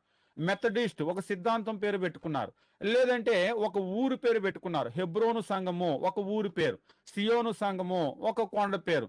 అలాగా కొండల పేర్లు గుట్టల పేర్లు, యెరూషలేం సంఘం అని, ఆ సంఘం అని, ఈ సంఘం అని, అలాగా మనుషులు ఏం చేశారంటే ఊరి పేర్లు అంటే యెరూషలేము హెబ్రోన్ లాంటివి, లేదంటే ప్రాంతాల పేర్లు, లేదంటే సిద్ధాంతం పేర్లు, లేదంటే వారి నాయకుల పేర్లు, ఇలాగ వగైరా వగైరా ఊరి పేర్లే కాదు, ఇంకా మనం చూసినట్లయితే కొండల పేర్లు కూడా పెట్టుకున్నారు. సియోను సంఘము, సియోన్ అనేది ఒక కొండ. హెబ్రోను సంఘము అంటే మీరు కర్మేలు సంఘము అని వింటారు, కర్మేలు అనేటువంటిది కొండే. అంతేకాదు సముద్రాల పేర్లు కూడా పెట్టుకున్నారు. అట్లా కూడా పెట్టుకుంటారా అని ఆశ్చర్యపోవద్దు. గలిలయ సంఘము నేను చూశాను, గలిలయ సముద్రమే, గలిలయ సంఘము అనేటువంటిది పెట్టుకున్నారు. అంతేకాదు అది ఇది కాకుండా దహించు అగ్ని సంఘము, అగ్ని సంఘము ఈ పేర్లు కూడా పెట్టుకున్నారు. అంటే నీళ్ల పేర్లు, నిప్పు పేర్లు, కొండల పేర్లు, గుట్టల పేర్లు, మనుషుల పేర్లు, ఊరి పేర్లు, ఏ పేర్లు వదిలిపెట్టలేదు. ఈ పేర్లతోటి గుంపు ఏర్పడింది. తర్వాత మనం గమనిస్తాం గుంపులకు ఈ పేర్లు పెట్టుకున్నారు. పెట్టుకోవచ్చా అనేటువంటి తర్వాత మనం గమనించబోతాం. అయితే ఇంతవరకు మనం గమనిస్తున్నటువంటి విషయం ఏమిటంటే క్రీస్తుకు సంఘానికి ఉన్నటువంటి సంబంధాన్ని గురించి మనం చూస్తూ ఉన్నాం. దానికి కంటిన్యూషన్ రాసుకోండి. క్రీస్తు యొక్క శరీరము అనగా సంఘము బ్రాకెట్లో ఈ గుంపు బ్రాకెట్లో ఈ గుంపు బ్రాకెట్ క్లోజ్.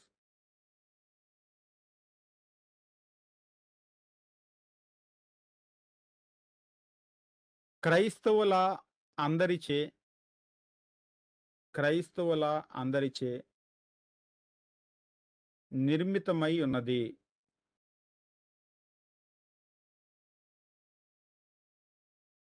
నిర్మితమై ఉన్నది. వీరు చీకటిలో నుండి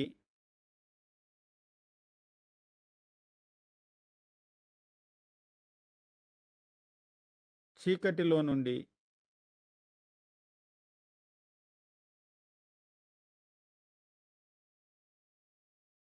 లేదా అంధకార సంబంధమైన అధికారములో నుండి లేదా అంధకార సంబంధమైన అధికారములో నుండి బయటకు పిలువబడి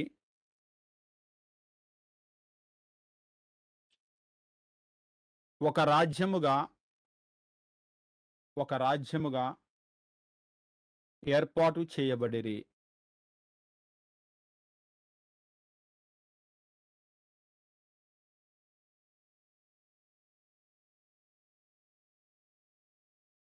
ఈ రాజ్యము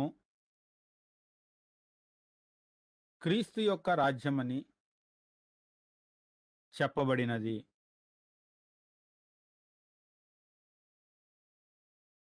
కొలస్సీ 1:13. కొలస్స 1:13. మనలను అంధకార సంబంధమైన అధికారములో నుండి విడుదల చేసి తాను ప్రేమించిన తన కుమారుని యొక్క రాజ్యనివాసులుగా చేసెను అని అంటాడు. దేవుడు చేసిన కార్యాన్ని గురించి చెప్తూ అంధకార సంబంధమైన అధికారంలో నుండి విడుదల చేశాడు. విడుదల చేసి తాను ప్రేమించిన అంటే దేవుడు ప్రేమించిన తన కుమారుని యొక్క రాజ్యంగా చేశాడు. అంటే ఇక్కడ మనం గమనించేది ఏంటంటే సంఘం ఉంది.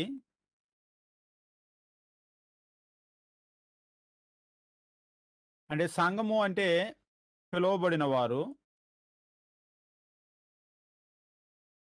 చీకట్లో నుండి, పిలువబడిన వారు అంటే వీళ్ళనే క్రైస్తవులు అని చెప్పేసి అన్నాడు. వీళ్ళను ఒక రాజ్యంగా చేశాడు, తన కుమారుని యొక్క రాజ్యంగా చేశాడు. కొంతమంది సంఘము రాజ్యం వేరేమో అనుకుంటారు. సంఘము అంటే ఏంటంటే గుంపు. ఈ గుంపు అనేటువంటిది రాజ్యంగా చేశాడు. ఎవరికి రాజ్యము? క్రీస్తు అనే తన కుమారుని యొక్క రాజ్యము. అంటే ఈ భాషా విధానం ఏంటంటే ఇక్కడ క్రీస్తు యొక్క ఏలుబడి అనేటువంటిది సాగాలి. అంటే ఈ సంఘాన్ని ఎవరు ఏళ్తారు అంటే ఇదే ఆయన రాజ్యం, ఇక్కడ ఆయన ఏళ్తాడు. రాజ్యము అనేటువంటిది ఒక రకమైనటువంటి వర్ణన అన్నమాట. దీన్నే ద్రాక్ష తోట అని చెప్పేసి అన్నాడు. అంటే అది వేరేనేమో అనుకోవద్దు. దీన్నే సంఘము అని చెప్పేసి అన్నాడు. దీన్నే మంద అని చెప్పేసి అన్నాడు. అంటే తను కాస్తూ ఉన్నాడు ప్రధాన కాపరి, ఆయన యొక్క మంద అన్నమాట.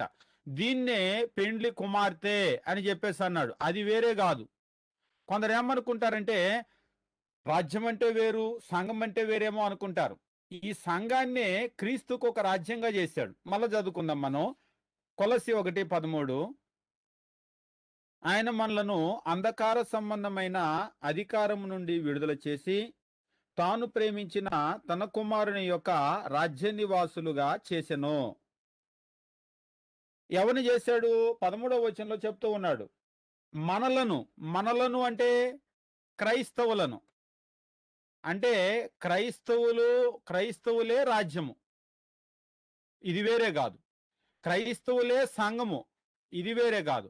అంటే సంఘము రాజ్యము ఒకటే. సంఘమే రాజ్యము, రాజ్యమే సంఘము.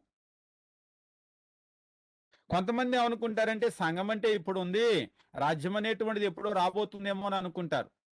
క్రీస్తు ప్రభుని పిలాతు అడుగుతాడు, నువ్వు రాజువా? అవును నేను రాజునే. నువ్వు అన్నట్టు నేను రాజునే. మరి నువ్వు రాజు అయితే నీ రాజ్యం ఎక్కడా? ఆయన రాజ్యము, నా రాజ్యము ఇహ సంబంధమైనది కాదు అంటాడు. అంటే మీరు అనుకున్నట్లుగా భూ సంబంధమైన రాజ్యం కాదు. భూ సంబంధమైన రాజ్యం అయితే దానికి ఎల్లలు అంటారు కదా, హద్దులు ఉంటాయి. ఉత్తరం ఏంటి, దానికి దక్షిణం ఏంటి, దానికి తూర్పు ఏంటి, దానికి పడమరేంటి. ఈ మధ్యలో ఉన్నటువంటి భూభాగం ఉంటుంది కదా, ఈ భూభాగం అనేటువంటిది దీన్ని వాళ్ళు రాజ్యము అంటారు. ఇది భౌతికమైన రాజ్యము. కానీ క్రీస్తుది ఆత్మ సంబంధమైన రాజ్యము. ఆయన ఎవరి మీద ఏలుబడి చేస్తాడంటే వీళ్ళు ఈ భూభాగంలో ఉన్న వారి మీద ఏలుబడి చేస్తారు. ఈయన ఈ క్రైస్తవుల మీద ఏలుబడి చేస్తాడు. కంటిన్యూషన్ దానికి రాసుకోండి. వీరు లోక సంబంధమైన కార్యములను విడిచి వీరు లోక సంబంధమైన కార్యములను విడిచి ఒక ప్రత్యేక జనాంగముగా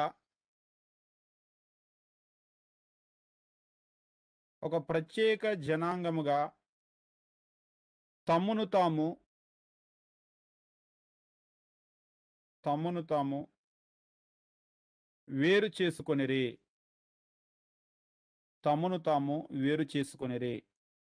2 కొరింథీ 6:17. 2 కొరింథీ 6వ అధ్యాయము 17వ వచనము.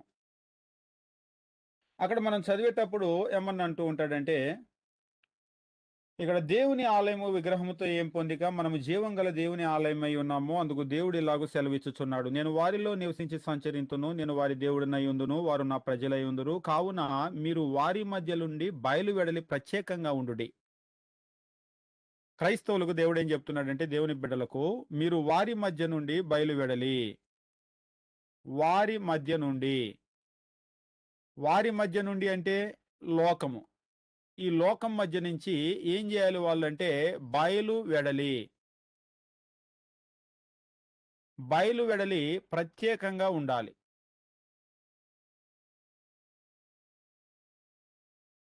దీన్నే మనము వేరు చేయబడుట అని అంటున్నాం. వేరు చేయబడుట అంటే లోకం నుంచి వేరు చేయబడండి అనే పిలుపు వాళ్ళకు వచ్చింది, పిలువబడ్డారు వాళ్ళు. మీరు వీళ్ళలో నుంచి వేరయ్యి ప్రత్యేకంగా ఉండండి అనే పిలుపు వచ్చి పిలువబడి వీళ్ళు ఇప్పుడు ఏం చేస్తున్నారంటే ఈ లోకంలో నుంచి బయటకు వచ్చేస్తున్నారు. బయటకు వచ్చేసి ఈ బయటికి వచ్చినటువంటి వారందరూ కూడా ఒక ప్రత్యేకమైనటువంటి గుంపుగా ఏర్పడ్డారనమాట. అంటే ఇందులో చాలా మంది వీళ్ళందరూ కలిసి ఒక ప్రత్యేకమైనటువంటి గుంపుగా ఏర్పడ్డారు. ఈ గుంపునే ఏమంటున్నామంటే సంఘము. ఎవరు వీళ్ళు అంటే లోకంలో నుంచి బయటకు వచ్చిన వాళ్ళు, పిలువబడినటువంటి గుంపు. ఎక్కడి నుంచి అంటే చీకటిలో నుంచి పిలువబడ్డారు. ఎక్కడికి పిలువబడ్డారు అంటే వెలుగులోనికి పిలువబడ్డారు. ఈ పిలువబడినటువంటి ఈ గుంపు ఎవరు గుంపు అంటే ఈ గుంపు క్రీస్తుకు చెందింది. మరి పిలిచిన వాడు ఆయనే కదా, కాబట్టి ఈ గుంపు క్రీస్తుకు చెందింది. ఈ గుంపును ఏం చేశాడంటే తన రక్తంతో కడిగి వాళ్ళని పరిశుద్ధుని చేశాడు. అందుకనే ఈ గుంపు క్రీస్తుకు చెందింది. మీరు కావాలంటే గమనించండి, ఇక్కడ ఒక డిఫరెన్స్ నేను చెప్తాను, ప్రధానమైన డిఫరెన్స్ బాగా గుర్తుపెట్టుకోండి. ఈ క్రీస్తు పిలిచినటువంటి గుంపు మాత్రమే పరిశుద్ధమైనది. ఎందుకంటే ఈ పిలిచినటువంటి ఆయన తన రక్తాన్ని చిందించి వీళ్ళందరినీ కూడా ఆయన కడుగుచున్నాడు. క్రీస్తు పిలిచాడు, వచ్చాము, మనల్ని కడిగి మనల్ని పరిశుద్ధిని చేశాడు. ఉదాహరణకి ఆర్సీఎం వాళ్ళు పిలిచారు, రండి మా సంఘానికని. ఆర్సీఎం వాళ్ళు పిలిస్తే మనం ఏం చేసామంటే లోకంలో నుంచి వీళ్ళ గుంపులోకి వచ్చాం. ఇక్కడ ఎవరు కడుగుతారు మనల్ని?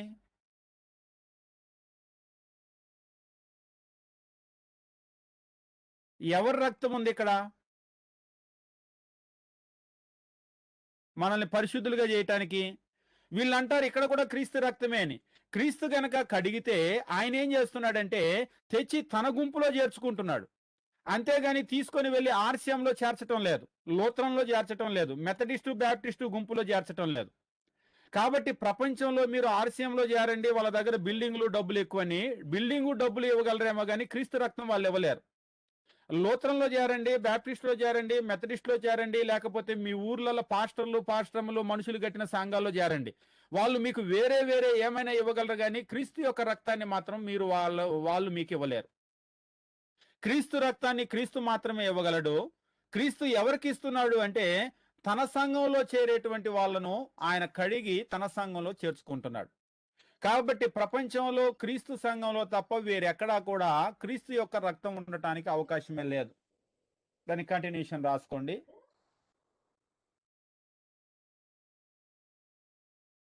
ఈ పిలువబడిన గుంపును ఈ పిలువబడిన గుంపును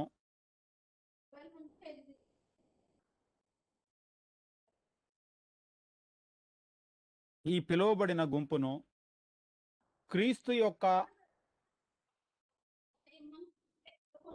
శరీరమనియు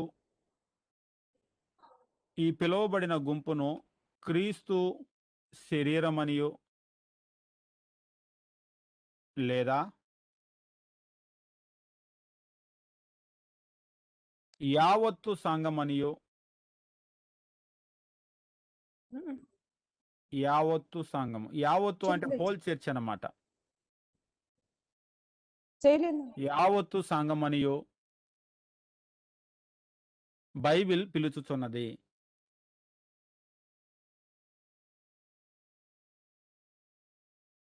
బైబిల్ పిలుచుచున్నది. ఉదాహరణకి వాట్ ఈజ్ హోల్ చర్చ్ అని చెప్పేసి అన్నారు. వాట్ ఈజ్ హోల్ చర్చ్ అంటే సంఘము యావత్తు అంటే ఏంటి, లేదా క్రీస్తు శరీరము అంటే ఎవరు అని చెప్పేసి అన్నారు. ఎవరు వీళ్ళు? క్రీస్తు రక్తం ద్వారా కడుగబడి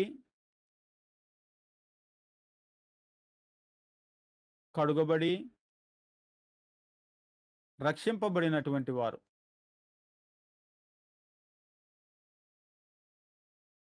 క్రీస్తు రక్తం ద్వారా కడగబడి రక్షింపబడినటువంటి వాళ్ళు. ఈ రక్షింపబడిన వాళ్ళు ఎక్కడ ఉంటారు అని అన్నారు అనుకోండి. అపోస్తుల కార్యములు 2:47 చెప్తున్నాడు, రక్షింపబడిన వాళ్ళను తన సంఘంలో చేరుస్తున్నాడు, అంటే తన శరీరంలో చేరుస్తున్నాడు. అంటే ఈ శరీరమే రక్షింపబడిన వాళ్ళు, రక్షింపబడిన వాళ్ళే శరీరం. తన శరీరంలో అంటే క్రీస్తు సంఘంలో. ఆర్సీఎం సంఘము, లూథరన్ సంఘము, మెథడిస్టు, బ్యాప్టిస్టు కాదు. క్రీస్తు తన రక్తంతో కడుక్కొని తన శరీరంలో చేరుస్తున్నాడు. ఆర్సీఎం శరీరంలో, లూథరన్ శరీరంలో చేర్చట్లేదు. ఏ శరీరంలో కూడా చేర్చడు. కాబట్టి మీరు క్రీస్తు రక్తం ద్వారా కడగబడ్డారు అని అనుకుంటే ఖచ్చితంగా క్రీస్తు శరీరంలో మీరు చేర్చబడాలి. క్రీస్తు శరీరంలో చేర్చబడకుండా మానవ కల్పిత సంఘాల్లో చేర్చబడ్డారు అంటే క్రీస్తు యొక్క రక్తంతో కడగబడలేదు, మీరు రక్షణ పొందలేదు అనేటువంటి దాన్ని గుర్తు చేసుకోవాలి. 3వ పాయింట్ రాసుకోండి. స్థానిక సంఘము. సైడ్ హెడింగ్ స్థానిక సంఘము. A local congregation.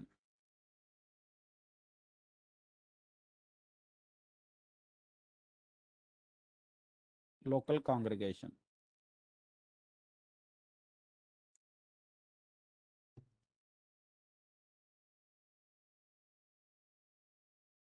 సంఘము అను పదమును క్రొత్త నిబంధన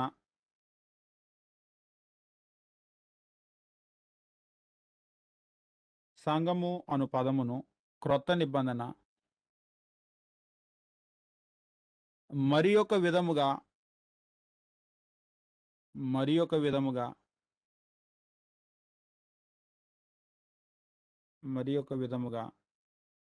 ఉపయోగించుచున్నది. అదే స్థానిక సంఘము.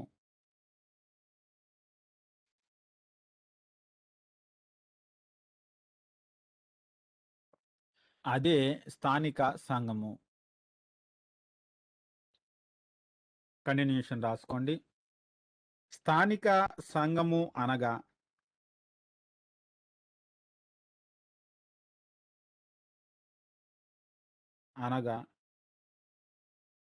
ఒక ప్రత్యేకమైన భూభాగములో నివసించుచు ఒక ప్రత్యేకమైన భూభాగములో నివసించుచు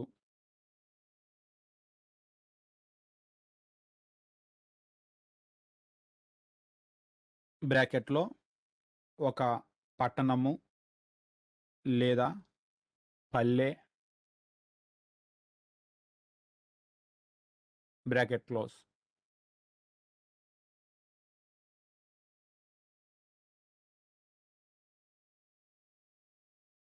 పిలువబడిన గుంపై ఉన్నారు. పిలువబడిన గుంపై ఉన్నారు.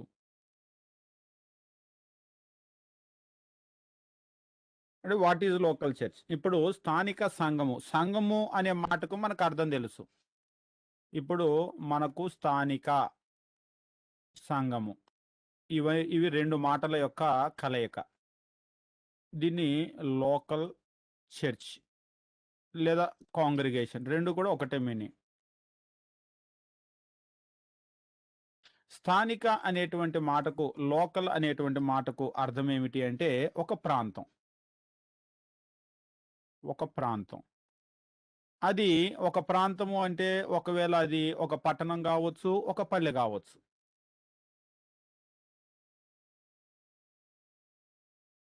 పట్టణము, పల్లె అది ఏదైనా కావచ్చు. ఒక ప్రాంతం. ఇక చర్చ్ అనే మాటకు మనకు అర్థం తెలుసు. పిలువబడిన వారు. ఉదాహరణకి మేము విజయవాడలో ఉంటున్నాం. విజయవాడలో నుంచి పిలువబడినటువంటి ఒక గుంపు ఉంది. ఇది విజయవాడ. ఉదాహరణకి రాజమండ్రి పిలువబడినటువంటి క్రీస్తు యొక్క పిలుపు విని వచ్చినటువంటి ఒక గుంపు ఉంది. ఉదాహరణకి ఏలూరు పిలువబడినటువంటి ఒక గుంపు ఉంది. ఉదాహరణకి ఒక తిరుపతి పిలువబడినటువంటి ఒక గుంపు ఉంది. ఉదాహరణకి వేగివారిపాలెం పిలువబడినటువంటి ఒక గుంపు ఉంది. ఇప్పుడు ఈ పిలువబడినటువంటి గుంపుల్ని ఏమంటున్నారంటే స్థానిక సంఘము అని చెప్పేసి అంటున్నారు. స్థానిక సంఘం, స్థానిక సంఘం ఇవంతా కూడా లోకల్ చర్చ్ అని చెప్పేసి అంటున్నారు. అంటే ఇవన్నీ విడివిడిగా ఉన్నాయి కదా అని అంటారు. అవును. విడివిడిగా ఉన్నటువంటి వీటన్నింటిని అంటే ప్రపంచంలో ఉన్న వీటన్నింటినీ కూడా కలిపితే అప్పుడు క్రీస్తు యొక్క శరీరం ఏర్పడుతుంది.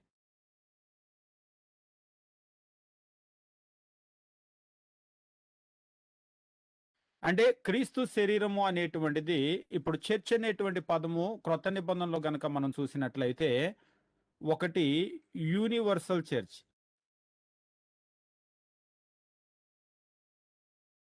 2 లోకల్ చర్చ్. ఏమిటి యూనివర్సల్ అంటే ప్రపంచంలో ఉన్న పిలువబడిన వాళ్ళందరూ. ఏమిటి లోకల్ చర్చ్ అంటే ఒక ప్రత్యేకమైన భూభాగంలో ఉండి పిలువబడినటువంటి వారు. ఈ డిఫరెన్స్ మనం గమనించాలి. అంటే చర్చ్ అనేటువంటి పదము ఎక్కడ కనబడినా ఒకటే కాదు. చర్చ్ అనే పదము ఉదాహరణకి పాత నిబంధనలో వేరుగా ఉపయోగించాడు. అది ఇజ్రాయేలీలకు చెందుతుంది. చర్చ్ అనే పదము యూనివర్సల్ చర్చ్ అంటే ప్రపంచంలో ఉన్న వాళ్ళందరికీ చెందుతుంది. ఉదాహరణకి విజయవాడలో ఉన్నటువంటి స్థానిక సంఘం ఒక్కసారి అందరూ కూడా వినండి అని అన్నారనుకోండి, ఒక్కసారి అందరూ ఇటు రండి అన్నారనుకోండి, మీరందరూ రావటానికి లేదు. ఎందుకు? విజయవాడలో ఉన్నటువంటి సంఘము అంటే విజయవాడలోనే ఉన్న పిలువబడిన వాళ్ళు అంతే కదా. ఇది వాళ్ళకు మాత్రం చెందుతుంది. కంటిన్యూషన్ రాసుకోండి.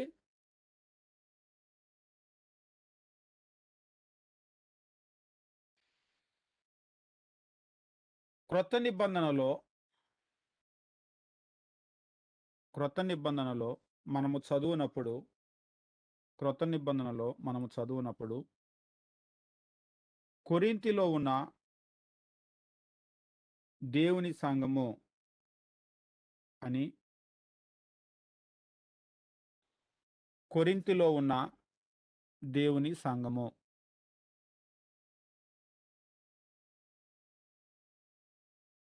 వాస్తవంగా ఇక్కడ విజయవాడ, రాజమండ్రి, ఏలూరు ఇలా రాశాం గాని క్రొత్త నిబంధనలో ఏంటంటే విజయవాడలో, రాజమండ్రిలో లేవు గాని కొరింథీలో ఉన్న సంఘము అని ఉంది.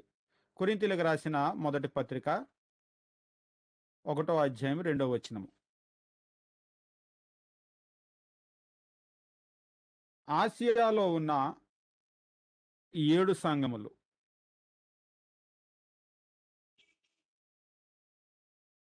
ఆసియాలో ఉన్న 7 సంఘములు అనగా ఆసియాలో ఉన్న 7 సంఘములు అనగా ఎఫెసు, ఎఫెసు, స్ముర్ణ, స్ముర్ణ, పెర్గెము ఇవన్నీ ఊర్లనమాట. Pergamum, Thyatira, Thyatira, Sardis, Sardis, Philadelphia, Philadelphia, లవోదికయ.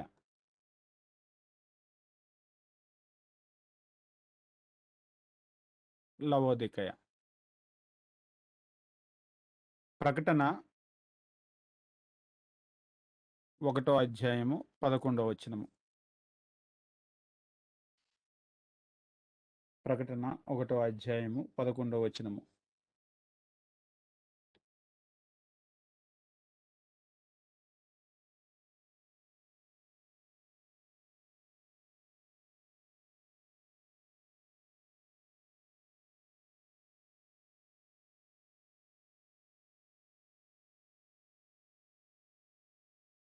గలాతీయలో ఉన్న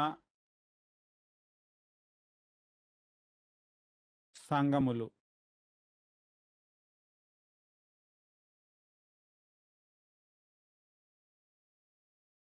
గలాతీలో ఉన్న సంఘములు. గలతీలకు రాసిన పత్రిక 1 అధ్యాయము. గలతీలకు రాసిన పత్రిక 1 అధ్యాయము 2 వచనము. 2 వచనము. ఇలా మనము చదవగలము. ఇలా మనము చదవగలము. అంటే క్రొత్త నిబంధన చదివేటప్పుడు మనకి ఇలా కొరింథీలో ఉన్న సంఘము, ఎఫెసులో ఉన్న సంఘము, స్మరణలో ఉన్న సంఘము ఇలా మనము చదవగలము. ఇవన్నీయు ఒక ప్రత్యేకమైన భూభాగములో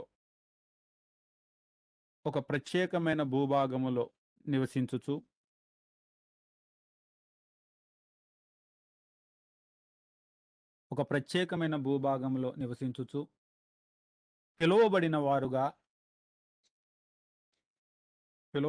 వారుగా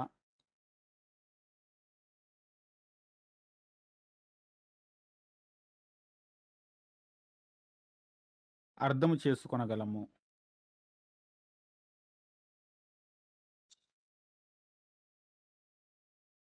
అంటే ఎందుకు ఇది చెప్తున్నామంటే కొందరు నా సంఘము కడతాను అంటే ఒకటే కడతాను అన్నాడు కదా, ఇదిగో మరి ఇక్కడ 7 కనబడుతున్నాయా అని అడుగుతారు. ఒకటి కడతానన్న ఆయన 7 ఎట్లా కట్టాడు అని అంటారు. మరి ఇప్పుడు కొరింథీలో ఉంది, ఫిలిప్పులో ఉంది, అక్కడ ఉంది, ఇక్కడ ఉంది, మరి చాలా లేవా అంటారు. ఇదంతా కూడా చాలా కాదు, ఇదంతా కలిపితేనే ఒకటి. ఇవన్నీ ఏమిటంటే స్థానిక సంఘాలు. కాబట్టి ఇప్పుడు అపోస్తులైనటువంటి పౌలు వెళ్ళాడు. పౌలు వెళ్ళి ఏం చేశాడంటే ఈ ప్రాంతాలన్నింటిలో కూడా ప్రకటించాడు. ప్రకటించి క్రీస్తు ప్రభు యొక్క సంఘాలే కట్టాడు కానీ వేరే వేరే సంఘాలు కట్టలేదు. దాని కంటిన్యూషన్ రాసుకోండి. ఈ సంఘములన్నీ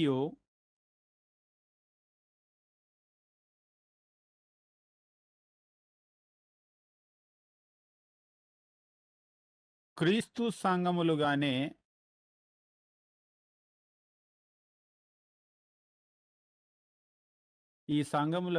క్రీస్తు సంఘములుగానే పిలువబడినవి. రోమా 16:16. ఇవన్నీ కూడా క్రీస్తు సంఘాలే. ఆర్సిఎం సంఘాలు, లూథరన్ సంఘాలు, పౌలు సంఘాలు, పేతురు సంఘాలు కాదు. అంటే వీళ్ళు ఎక్కడికి వెళ్ళి పని చేసినా గానీ క్రీస్తు ప్రభువుకే సంఘాలు కట్టారు కానీ వాళ్ళకి సంఘాలు కట్టుకోలేదు. వేరే వేరే పేర్లు లేవు. కంటిన్యూషన్ రాసుకోండి. ఏ భూభాగములో వారు నివసించుచున్నప్పటికీ వారందరూ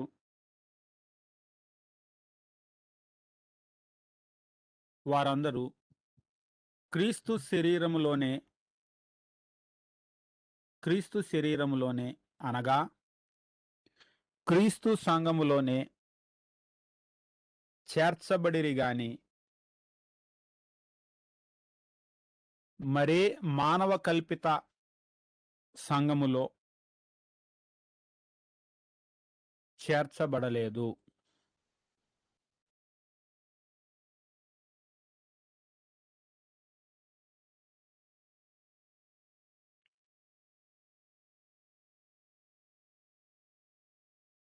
చేర్చబడలేదు. వందనాలండి. వందనాలు. చెప్పండి. ఇప్పుడు క్రైస్ట్ చర్చ్ అని పెట్టుకుంటున్నారు కండి. చర్చ్ ఆఫ్ క్రైస్ట్ అంటలేదు. క్రైస్ట్ చర్చ్ అంటున్నారు. ఆ, దేవుని సంఘం అంటున్నారు. యేసుక్రీస్తు సంఘం అంటున్నారు. ఆ. మరి దేవుడు ఆ సంఘాలని యాక్సెప్ట్ చేస్తాడా? అంటే క్రీస్తు ఏర్పాటు చేస్తాడా అంటే మనము గమనించము, division is always wrong. Division క్రీస్తు ప్రభు వారంతా ఏకమై ఉండవలెనని, division is always wrong according to Jesus prayer. Always wrong. అంటే మా ఆరాధన కూడా కరెక్ట్ గానే ఉంది అని అంటున్నారు. అంతా కరెక్ట్ గానే ఉంది కానీ but division is division. There is a division. దేన్ని బట్టి డివిజన్? ఆరాధన ఒకలాగానే ఉంది, సిస్టమ్ అంతా ఒకలాగానే ఉంది, అట్లీస్ట్ ఇన్ నేమ్, పేరులో డివిజన్ ఉంది. అంతే కదా, వాళ్ళు పెట్టిన పేరు కాకుండా వేరొక పేరు పెట్టుకుంటున్నారు, ఇంకొక పేరు పెట్టుకుంటున్నారు. There is a division in at least in their name. అంతా ఆరాధన ఒకటే, సిస్టమ్ అంతా ఒకటే, కానీ పేరు ఒకటి కాదు, పేరులో డివిజన్ ఉంది. So there is a division in name. అది ఉండకూడదు అంటే ఎట్టి పరిస్థితుల్లో ఉండకూడదు. 100% యూనిటీ. క్రీస్తు ప్రభు ఏం కోరుకున్నాడంటే 100% యూనిటీ, నాట్ 99%. ఆయన కోరుకున్నది ఇది కాదు, 100% యూనిటీ. 100% ఎట్లా కొరింథీలో చెప్పగలరంటే, ఉన్న తండ్రి నీయందు నేనును నాయందు నీవును ఏకమై ఉన్నలాగున. వారు ఎట్లా ఏకమై ఉన్నారంటే 100% యూనిటీ. సో జీసస్ ఈ యూనిటీని కోరుకున్నాడు. 99%. ఒక్క పేరే కదా అని అంటారు. అవును, 99%, కానీ క్రీస్తు ఇది కోరుకోలేదు. దీన్ని కోరుకున్నాడు క్రీస్తు. నువ్వు నేను ఏకమై ఉన్నలాగున. ఇటువంటి యూనిటీ కావాలని అన్నాడు. చెప్పండి, ఇంకేమైనా ప్రశ్న? చెప్పండి. కొరింథీలో ఉన్న దేవుని సంఘము అని ఉంది కదా. అది డిస్క్రిప్షన్ ఆఫ్ ద చర్చ్. దేవుని సంఘము అనేటువంటిది ఏంటంటే అది దేవునికి చెందుతుంది. క్రీస్తు సంఘము అది క్రీస్తుకు చెందుతుంది. దేవుని ద్రాక్ష తోట, లేకపోతే దేవుని మంద, లేకపోతే దేవుని రాజ్యము. డిస్క్రిప్షన్ ఆఫ్ ద చర్చ్ వర్ణించడానికి చెప్పాడు అనమాట. అది ఎవరికి చెందుతుంది అని చెప్పడానికి. ఉదాహరణకి దాని పేరు విషయం వచ్చేటప్పటికి ఏం చెప్పాడంటే, క్రీస్తు సంఘములన్నీ మీకు వందనములు చెప్పుచున్నవి. దేవుని సంఘాలు కొన్ని, క్రీస్తు సంఘాలు కొన్ని లేవు. అక్కడ చూడండి, దేవుని సంఘము అన్నాడు కానీ దేవుని సంఘాలు అనలేదు. అంటే దేవుని సంఘం పేరట కొన్ని లేవు. మీ ప్రశ్న? చర్చ్ ఆఫ్ క్రైస్ట్ లోనే ఒక మినిస్ట్రీగా మళ్ళీ ఏమైనా పెట్టుకోవచ్చా? అప్పుడు నెక్స్ట్ మినిస్ట్రీ అన్నట్టుగా ఏమైనా పెట్టుకోవచ్చా?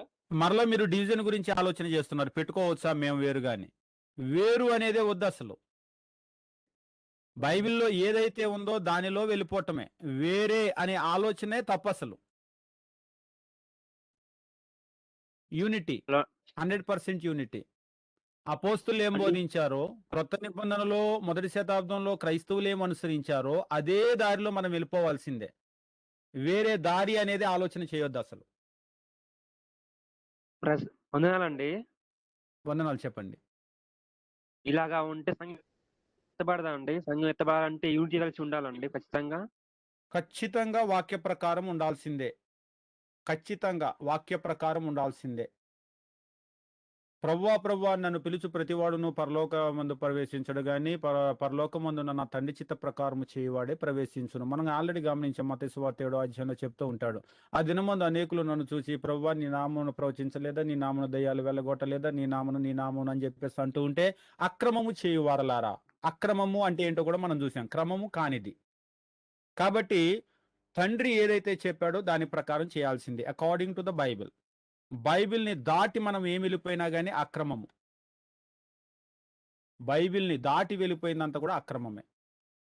సో అలాగే చేయాలంటే అలాగనే చేయాలి. మనం ఎత్తబడాలంటే, పరలోకానికి వెళ్ళాలంటే బైబిల్లో ఉన్నట్లుగానే. బైబిల్ని దాటి మనం ఏం చేయడానికి అవకాశం లేదు, లేనే లేదు. వందనాలు. చెప్పండి.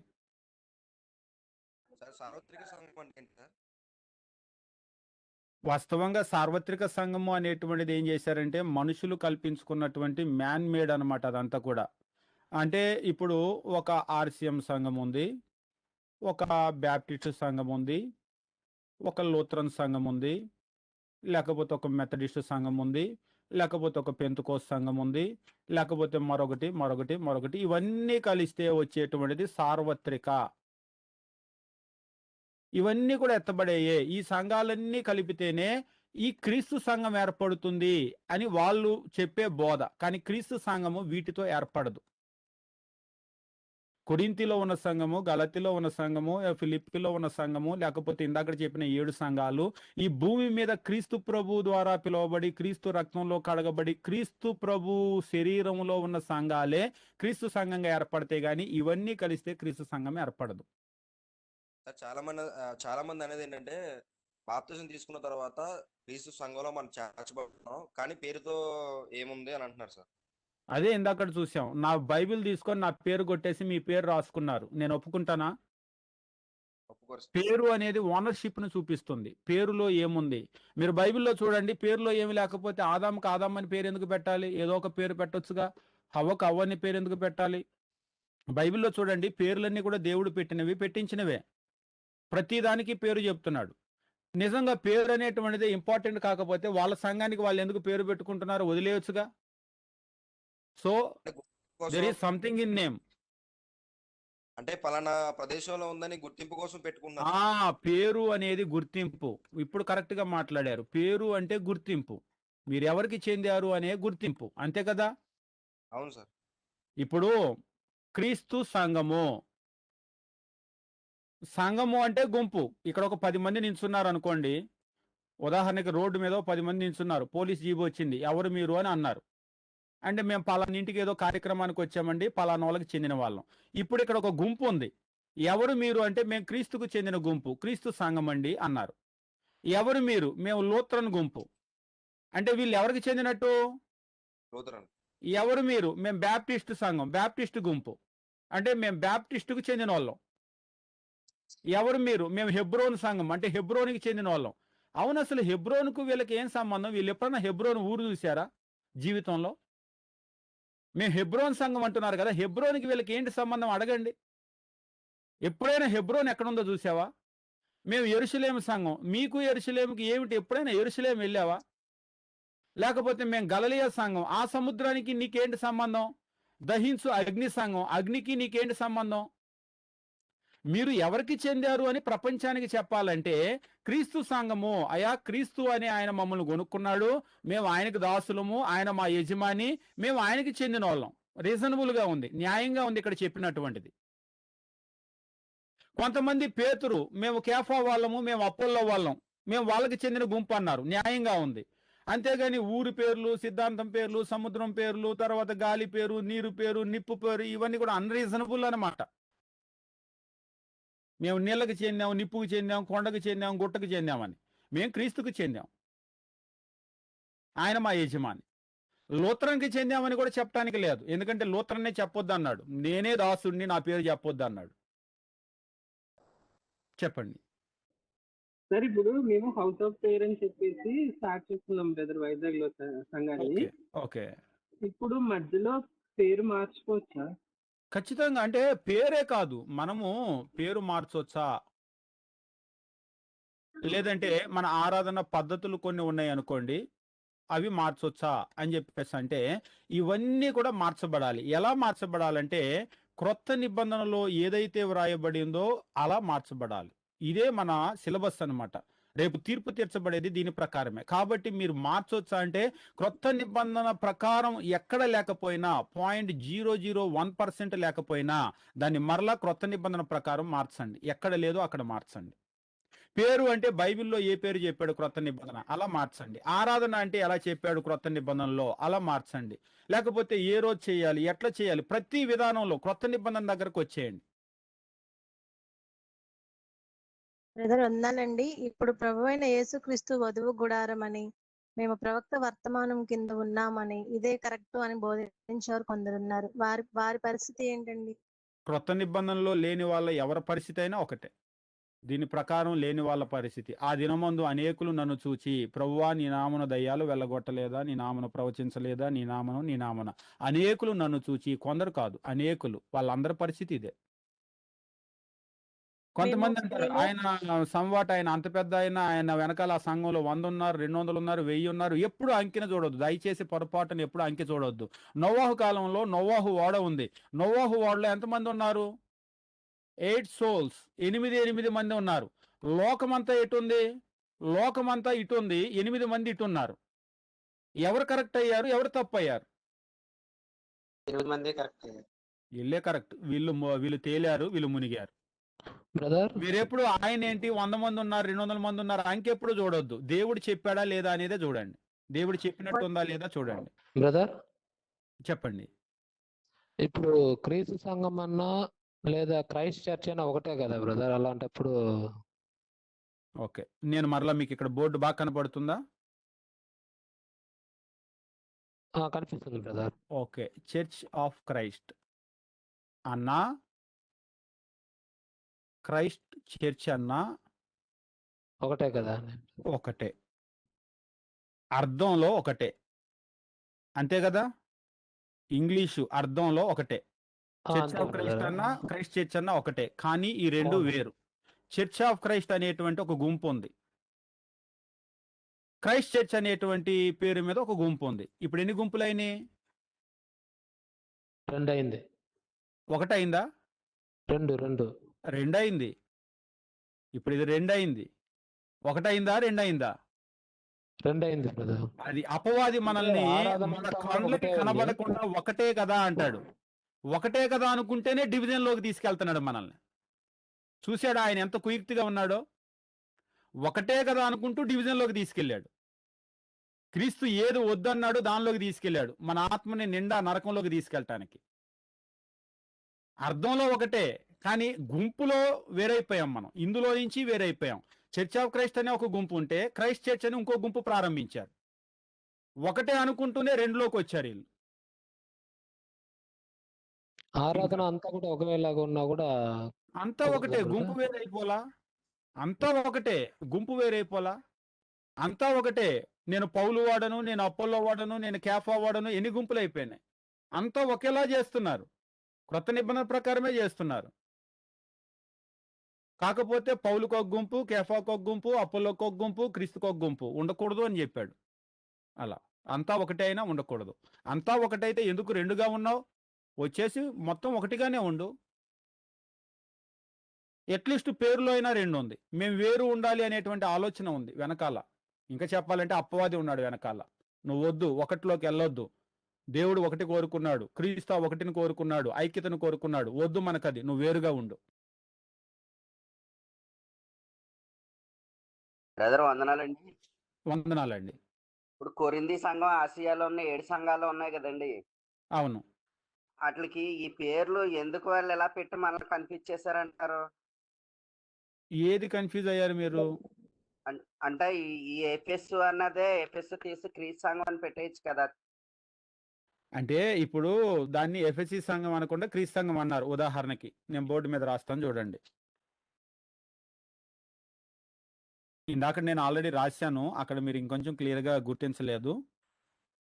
ఇది విజయవాడలో ఉన్న సంఘము, ఇది మీ పిఠాపురంలో ఉన్న సంఘము, ఇది వేగివారిపాలెంలో ఉన్న సంఘము, ఇది ఏలూరులో ఉన్న సంఘము, లేకపోతే ఇది కొరింథీలో ఉన్న సంఘము, ఇది ఎఫెస్లో ఉన్న సంఘము, లేకపోతే ఇది ఫిలిప్పీలో ఉన్నటువంటి సంఘము, లేకపోతే ఇది స్మరణలో ఉన్న సంఘము. దీన్ని ఏమన్నారంటే ఈ ఫిలిప్పీలో, స్మరణలో, ఎఫెస్లో అనకుండా దీన్ని క్రీస్తు సంఘం అన్నారు, దీన్ని క్రీస్తు సంఘం అన్నారు, దీన్ని క్రీస్తు సంఘం అని అన్నారు, దీన్ని క్రీస్తు సంఘం అని అన్నారు. ఉదాహరణకి వీళ్ళని గురించి ఏదన్నా చెప్పాలనుకున్నారు స్పెషల్గా. ఎఫెస్లో ఉన్న సంఘం ఎట్లా ఉందో చెప్పాలనుకున్నాడు ప్రకటన గ్రంథంలో. ఇప్పుడు క్రీస్తు సంఘం ఎట్లా ఉంది అంటే ఎవరి గురించి అనుకోవాలి? ఇప్పుడు మీకు ఒక పేరు పెట్టలేదు, నాకు ఒక పేరు పెట్టలేదు, ఎవరికి ఏ పేరు పెట్టలేదు. ఫలానా ఆయన ఇట్లా ఉన్నాడని మనం ఎట్లా చెప్పగలం? అందుకని ఆ ప్రాంతాన్ని చెప్పాడు తప్ప, అంతేగాని దానికి వేరే ఐడెంటిటీ కొరకు కాదు, విభజన కొరకు కాదు. ఉదాహరణకి కొరింథీలో ఉన్న సంఘము అనగానే ప్రపంచంలో ఎన్ని గుంపులు ఉన్నా గానీ ఆహా ఈ భూభాగంలో ఉన్న వీళ్ళు ఎట్లున్నారా, ఎఫెస్లో ఉన్న వాళ్ళకి అని పత్రిక రాయగానే ఆహా ఈ మిస్టేక్ వీళ్ళలో ఉందా, స్మరణలో ఉన్నా అనగానే ఆహా ఇది వీళ్ళలో ఉందా అని వాళ్ళు సరి చేసుకుంటున్నారు. Okay brother. అంతేగాని కన్ఫ్యూజన్ కాదు అది. ఆ కన్ఫ్యూజన్ లేకుండా ఉండటానికే అది. అసలు లేకపోతే కన్ఫ్యూజ్ అయిపోతాం. ఉదాహరణకి ఎఫెసులో ఉన్న సంఘము మీరు మొదటి ప్రేమ విడిచారని చెప్పకుండా మీరు మొదటి ప్రేమ విడిచారంటే ఎవరు అనుకోవాలి? ఎఫెసులో ఉన్నోళ్ళ, స్మరణలో ఉన్నోళ్ళ, తుయతైరులో ఉన్నోళ్ళ, లవోదికలో ఉన్నోళ్ళ? అప్పుడు కన్ఫ్యూజన్ వచ్చింది. Okay brother.